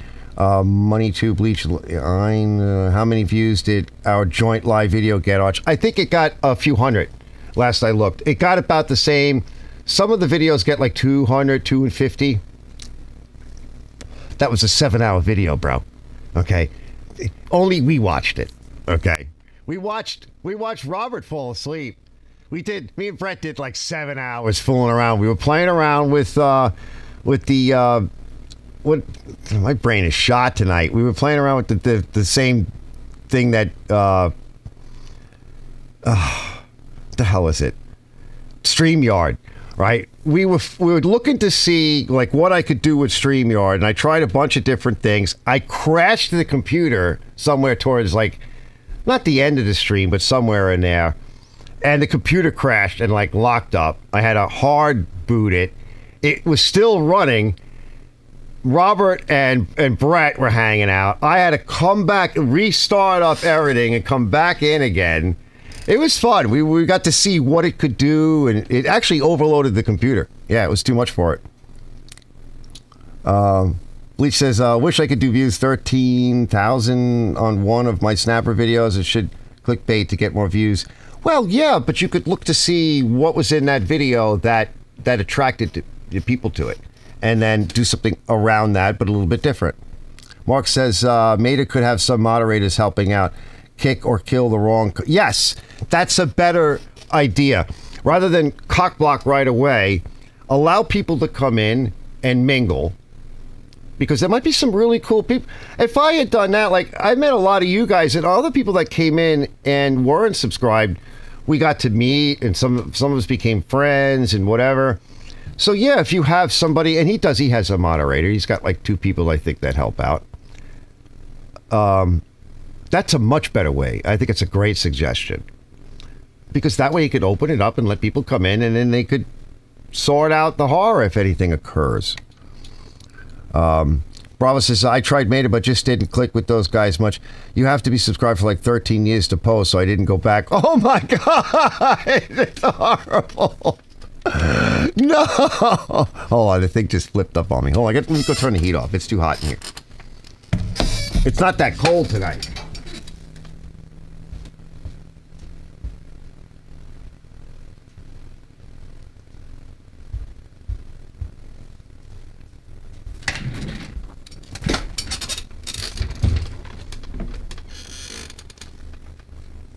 Let's see.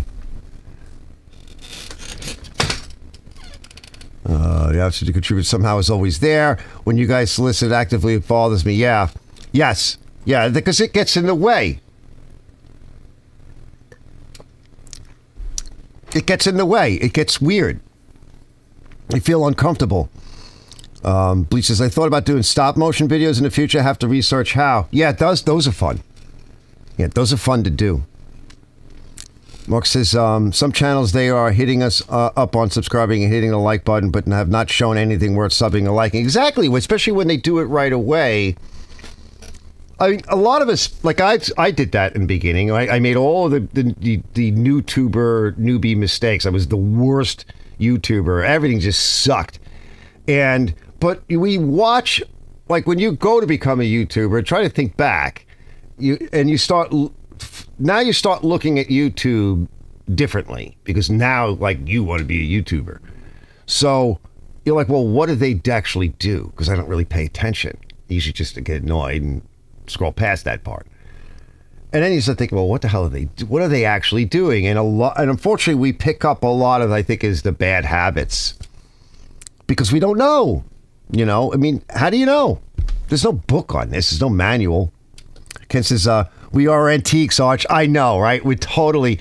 But you know what? I watch a lot of fellas that are much older. Yes, there's a whole new generations of people coming up, and we're like antiques. But some of us are OG. We started this stuff, some of you guys. And there's a lot to be said for that. And there still are a lot of people out there that are much older, and they do fine on YouTube.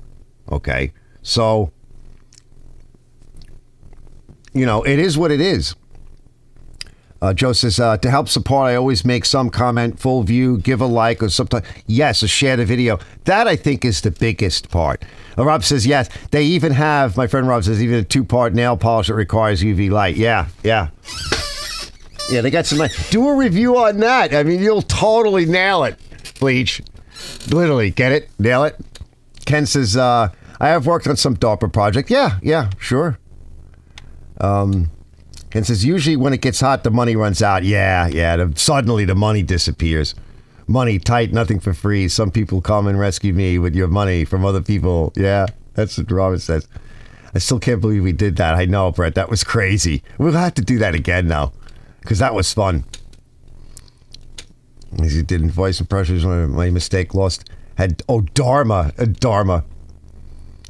I joined twice after 2-hour nap and you were still alive. I know, right? It was crazy. But it was like fun. It's like one of those like marathon things. Yeah, Mark says, I can't remember how I found you, Arch. Thanks for letting me in. And you know what? That's like a point to be made. Is it literally is should be one of those things. It's I was saying about me, and I'm like, I don't know how I bumped into this person, but I bumped in, and when I went to go look deeper, it cock blocked me and locked me out. F them. I'm never gonna. So you don't want that to happen either, you know. Let's see. Joined twice at 2-hour nap. You're still there. Thanks again for letting me in. I was still up in time for church. I found Arch restoring my old snapper. Yeah, I love the snappers. I got to get back to work on mine this year. I'm going to try. I didn't do it last year. And by the way, the snappers on my top 10 list is usually one snapper. Now there's 2 snapper videos on my top 10 list. One will occasionally come off. And one was just about comparing the 2 different ears of snappers. It was just like, well, let's just take a look at these damn things. I have 2 of them. I'll park them next to each other and we'll go walk around them and talk about it. Why? Because why not? I got the 2. One of them I'm going to sell. Why not talk about it? These things are cool. I think they're cool. I like them. I know other people do. I don't need every video to be like this deep look inside and we're going to break everything down. It's just a video. Let's see. I was pregnant with Ed, so go back to bed, right? Ken says he was praying with Ed, so you go back to bed. We were up past 4 a.m. Eastern time. Yeah. Mike's laughing. Oh, what's Mike say? Yeah, Mike's laughing. He goes, I just noticed the cemetery in the backyard to find the channel. Yeah, because I got the cemetery back there. You ever see, when we went and moved in, I said, the only concern I have, I said to my wife at the time, and I think it was one of the real estate people. I was like, do you guys remember the, what was the name with that little girl watching the TV? Poltergeist, right? Remember the scene where it's like pouring rain and they're looking for her and they fall into the pool, right? And it fills up like with mud and then the coffins start popping out, you know, in the pool, right? In the mud. And I'm like, I'm just afraid that that's going to happen back there because we had some sick ass rain the past couple of days. It just would, by the way, we had an earthquake the other day. I don't know if I told you guys. I mentioned it to Ken. I texted him like, Ken, earthquake. When I was a kid, I saw earthquake. My parents took me to see earthquake in Sense-Around, right? How cool is that? So, Carol Ann, yeah. Carol Ann, yeah. Mike's like, Carol Ann. Yeah, so it's like, I just don't ever want that to happen back there, right? They're like, no, the cemetery doesn't go back that far. At one point, they wanted to buy some of my property because they were looking to expand. I'm like, what, is business getting good? And they were looking to give me some money. And I'm like, well, I thought about it, and I should have done it. because now you can't because they changed the zoning and everything. But I'm like, but I need a contract because if you're going to do that, then I want a spot for myself and my family.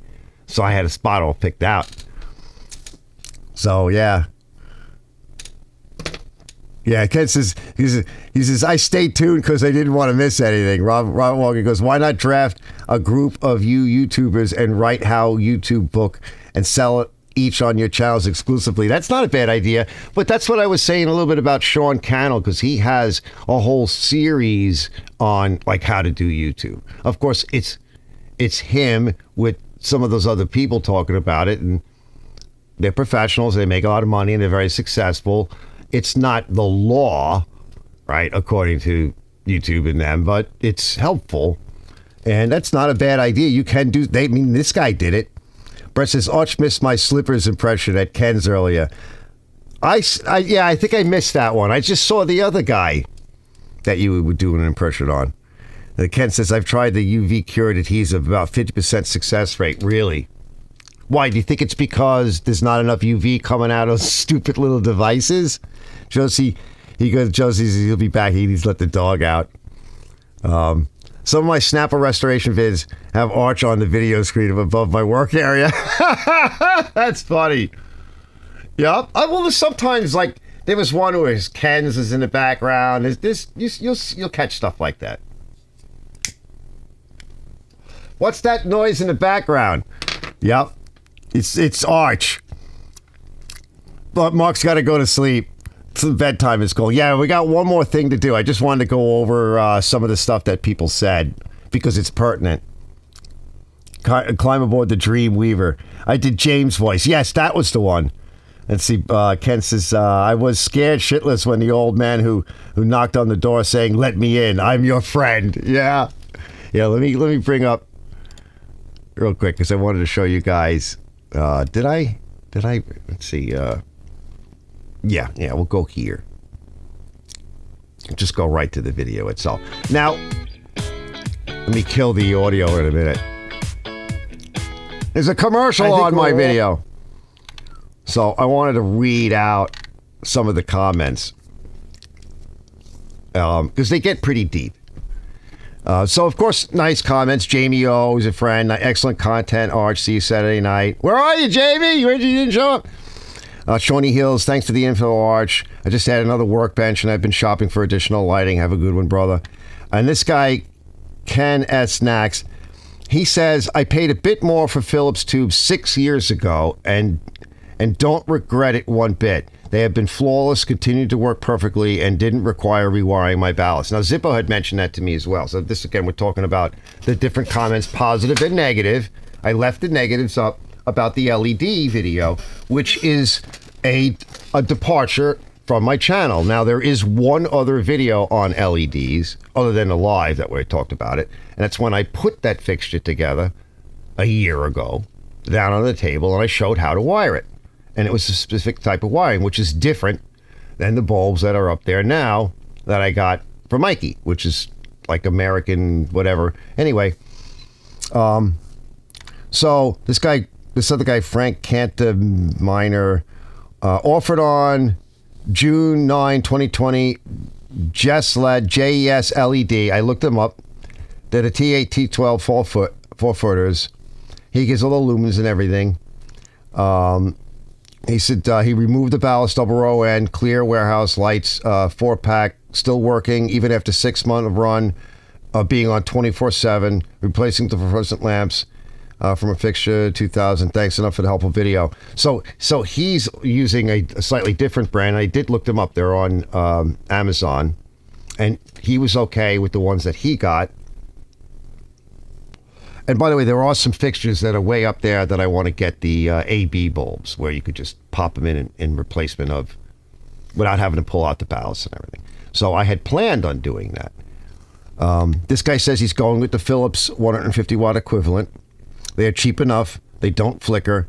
They have a wide temperature range, and I don't have to rewire anything. After 6 months, so far, so good. Right? So this is nice because I like to see what people say, and I think it's helpful. It's constructive comments. This guy says proper wired LED tube lamps have an L and N on one side and dead short on the other side. That's for safety and compatibility with existing fluorescent fixtures. Okay, dead wrong. All right. And again, I'll say it again. Proper wired LED tubes lamps have an L and an N on one side and a dead short on the other side. That's for safety and compatibility with existing fluorescent fittings. And I think I wrote back to him. Think about that, right? Because if you did that, and if you put the bulb in, it doesn't really matter because it will blow out. Circuit breaker. It will probably blow the land right off the bulb or the fixture. All right, so that's crazy. That's crazy talk. Bleach is he's scrapping some of his snappers. The devil can only come in if you invite him. Yeah, a friend doesn't show up at your door at 3 a.m. wielding a running chainsaw. If he is in his right mind, yeah. This is, I think, continuous use versus intermittent use of LED shortened lights. I never get them to last a zillion hours like they claim. And Britt says, I have a video did a few years back on LED garage lights.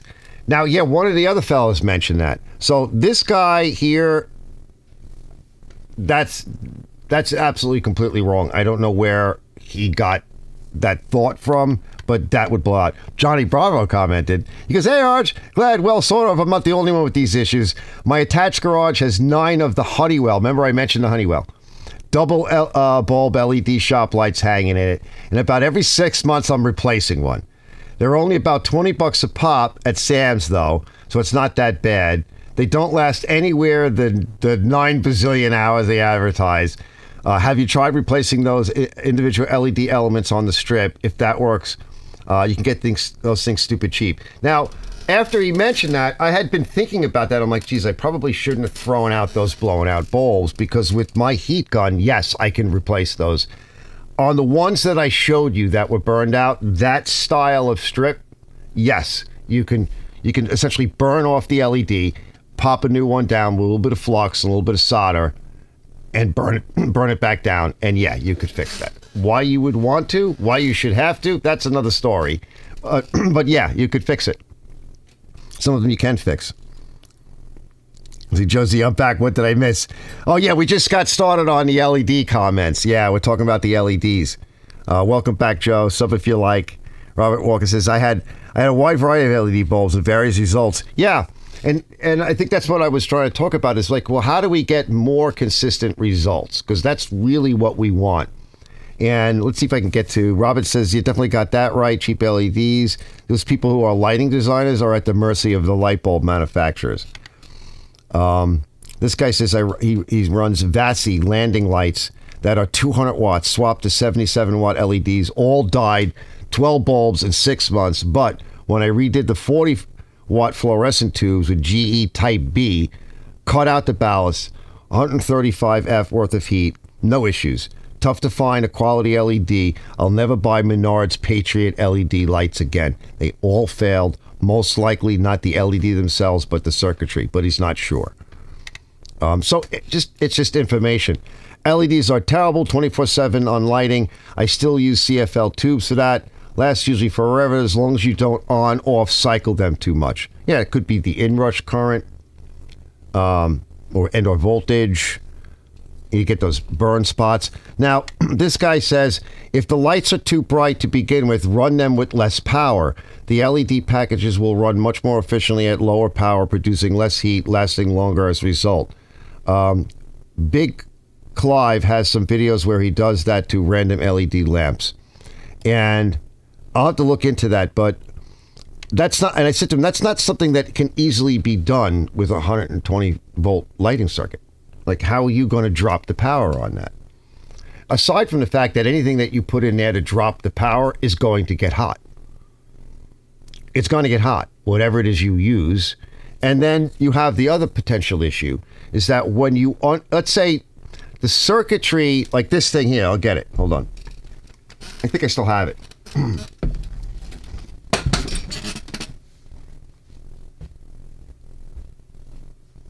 Yeah, here it is.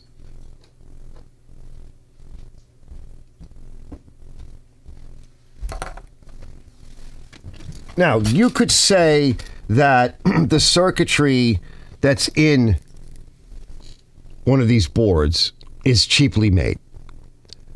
And you would probably be wrong if you said that. What do they cut some corners? Kinda, but it's the same kind of circuitry you find in computers and everything else. And the concern you would have is that if you shunted this for power, so it's looking for a very specific power load, and if you drop its power level, like you brown the power to this, it could burn out because the current will rise, because the demand of the bulb will be the same. So the only way you would have to break, literally tear into the bulb and rip this out like I did, okay? Tear into the bulb and go to the DC end, the output end, and put something there to shunt some of the power. But you'd be backloading the output side. So whether you're loading down the input or backloading the output side, you could potentially damage this to save a cheap LED bulb. So I don't know where. And then later on, he says to me, I said, well, you can't really do that. And who's going to do that? What, the average person? He goes, you might be able to do it just by adding a capacitor in series with your live feed. No, that sometimes people will say things and it doesn't have any meaning. It doesn't make any sense. Yeah, the dimmable ones. Of course not. They're not going to last at all. That's what I'm saying. Because the dimmable ones, what you're doing is, in order to get rid of the power, is you're changing the operating frequency. You're changing the operating frequency that this does not want to see that. You have to design this circuit for something other than 60 hertz. And even if you're not dead on with 60 hertz, you could damage this. If you're not dead on with the right input voltage, you could damage this. So you can't really do that and expect it to be better. So that's just totally offbeat. All right, now here, let's get into a comment. It's Charlie says hi to everybody. This is with Brett 478 and number 4, huh? Where did I get my fireproof disco light? So this guy says the life expectancy is overstated. Otherwise, they produce more light with much less heat. Okay. They are cheaper to use. They will last longer if not used every day for 10 hours a day. All right, but most of us, I mean, if you're working a job, if you're in an office or whatever, you're going to be using it more than 10 hours a day. So that's silly. So yeah, if it's in your shop that you'd occasionally use or on the weekend or whatever, and you need some extra light, yeah, you could probably get away with it, right? But these bulbs are being forced on us. This technology, they already got rid of the incandescent. Now they're boutique vintage bulbs, and they cost a lot. So they're getting rid of the older stuff. So this is being forced on us. So I don't think it really, at this point now, we need to be concerned because it should be something that you can count on. It's easy to wire old fixtures to accept LEDs. No, it's not. The average person cannot do that. Should not do that. It's not always that easy to do, because if it's up in the ceiling and you got to take everything down and you're standing there like that, right? They are much easier to dispose of than fluorescent light. I was almost stuck with old fluorescent lights. Nobody will take them.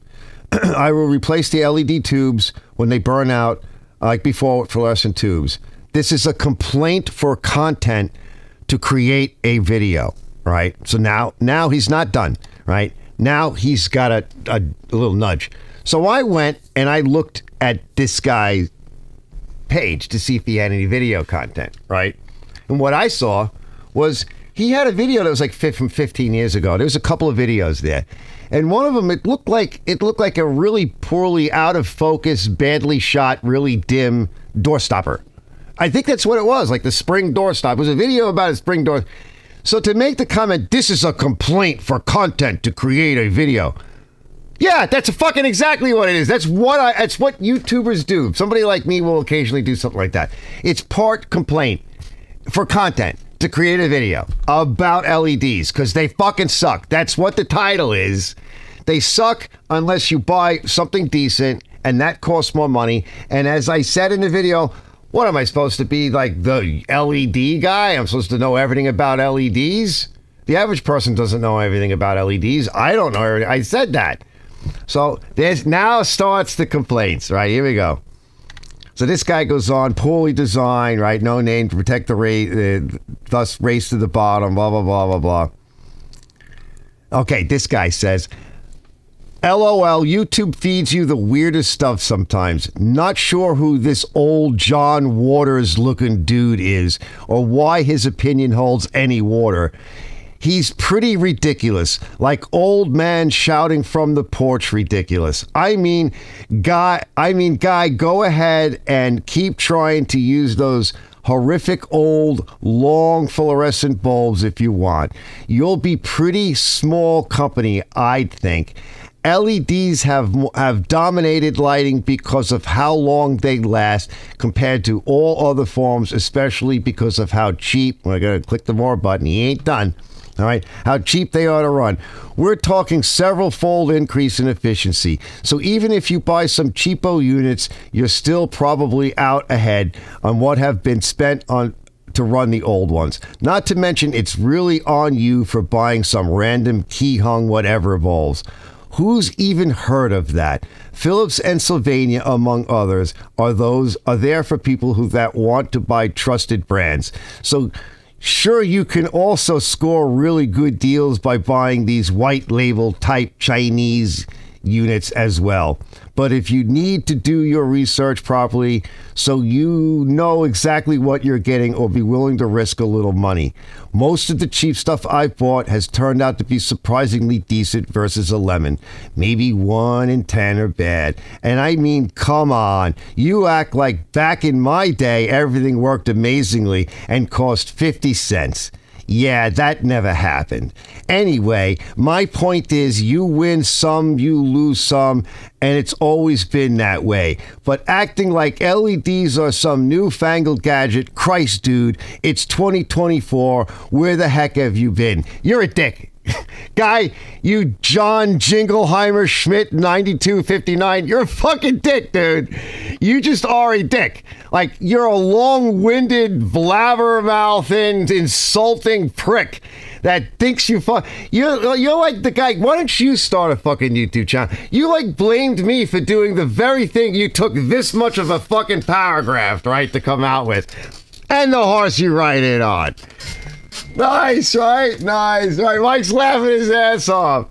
Oh, my God. So I figured I'd end on that note because, I got to clear that because it'll keep beeping at me. Okay! Yeah. So I figured I would end on that. Let's see, where are we? We're 2 hours and 40 minutes. We're just under the 3-hour mark. And I thought that was funny. And there are some others, right? There's some others. I'm going to leave it up. You know why I leave it up? Because he's showing whoever looks at this video, like, let's see what we got. Let's see. All right, right now there's 1,000 views. So it like rose up and then YouTube just, nobody else sees you. Which that happens. Okay, that happens to a lot of videos, especially mine. Like it'll get up to a point and then it'll be done. John Waters. I don't know who that is. I got to look that guy up. Who's John Waters? I gotta look that guy up. Like, what John Waters? Where do I look? Like, what genre do I look in? Like, is like Roger Waters? Is it, like, 'cause I would probably look more like Roger Waters than whoever John Waters is. Yeah, the guy's a wannabe arch. That's right, Joe. The name screams dummy. Okay. Oh, it's so cool. Charlie is being a Stevie Nicks now, verge of 17. He will be 17 in a few months. Let's see. A famous director. Oh, I'll check him out. Jesse's shitty uncle. Who's that? Ken says he's a famous director, and Mike says Jesse's shitty uncle. I don't know who that is. I'm stupid with some stuff like that. Brett says I paid close to $40 a pop for those garage lights. I bought 10 of them. Yeah, this stuff adds up, and that's my contention is like, should we have to police everything? Like, you're not born with the knowledge, and not for nothing, I don't have a lot of LED stuff. Right? Why do I need it? You know why I don't need it? Because those old freaking bulbs that suck so bad, according to him, are 20 years old and now are just starting to give me a problem. Not some crappy LED that I bought. Yes, I did. I know it was going to be crappy. right? For all I know, these ones I got from that Florida company, they could be sucky too. I don't know. We'll find out. But yeah, I probably do have a better shot with Philips or Sylvania. And if you ever looked into that bulb that's in that firehouse from like the 1900s that has never gone out and they've never powered it out, you look into the story on that, right? Where all the light bulb manufacturers got together because when they started making that light bulb like that, it didn't burn out. And they were like, we got to do something about this because if we keep making bulbs like this, we'll be out of business in a couple of years. So they invented the shitty light bulb. And that's what we've been buying all these years. Hold on. One of you guys sent me an image. Hold on. Hopefully I can get it.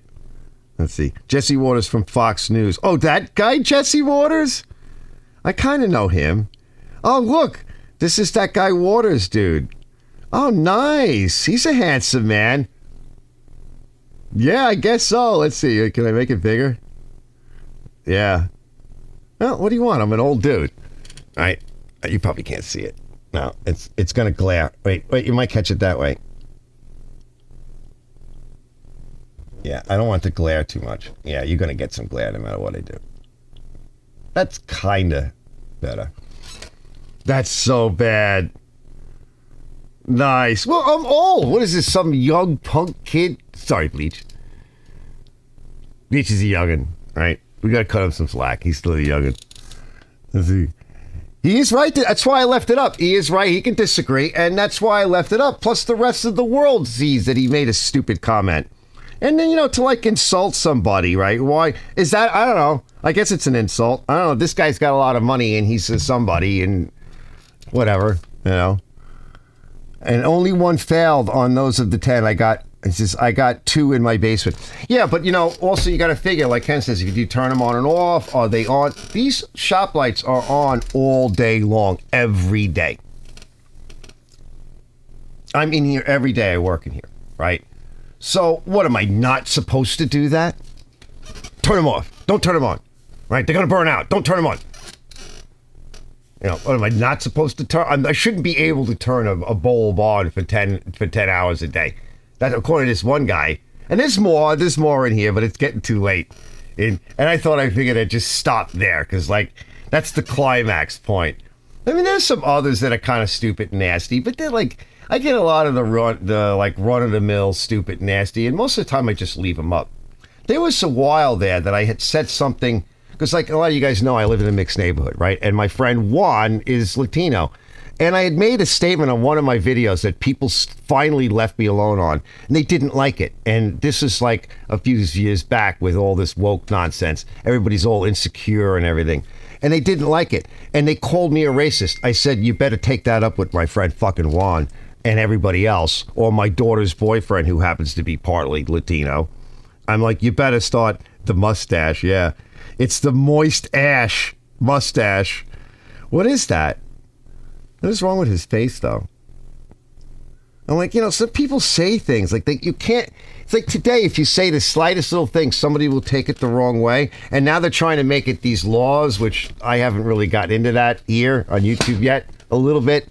Right? They're trying to make it law that you can offend somebody and they won't just ticket you. They can arrest you, shut you down because you offended somebody. You shouldn't offend anybody. I'm not offended. I don't really care. Leave it up. Let him have his day in the sun. Right? Oh, yeah, I see Joey says he'll be right there. So anyway, which is I'm still young somehow. Dilly dilly! Yeah, we should do the dilly dilly thing and get out of here. Let me cue that up. Let me find that. The dilly. I got a new dilly dilly one. It's not the dilly dilly. I got because of Bleach, right? This is a Bleach requested thing. All right, hold on. Bleach is like, what? All right, you'll see. Bleach doesn't remember, but you'll see, Bleach. You'll see. Hold on, wait.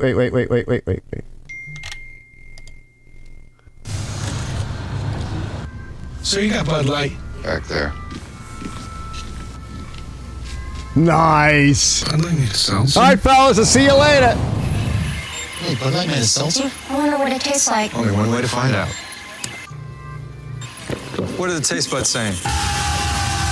Tastes great. No Bud Light, just hard seltzer with a hint of fruit flavor. Light and refreshing. It says light and refreshing. Let's get that instead. Wait. Post Malone doesn't drink seltzer. We drink Bud Light. Everybody knows that.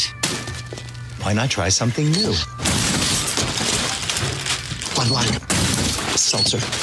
Bud Light. Seltzer. Bud Light. Well, season 1 was much better than season 2.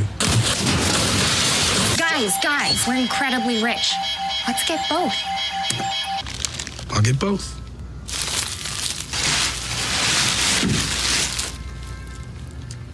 You got any pretzels? See you guys later.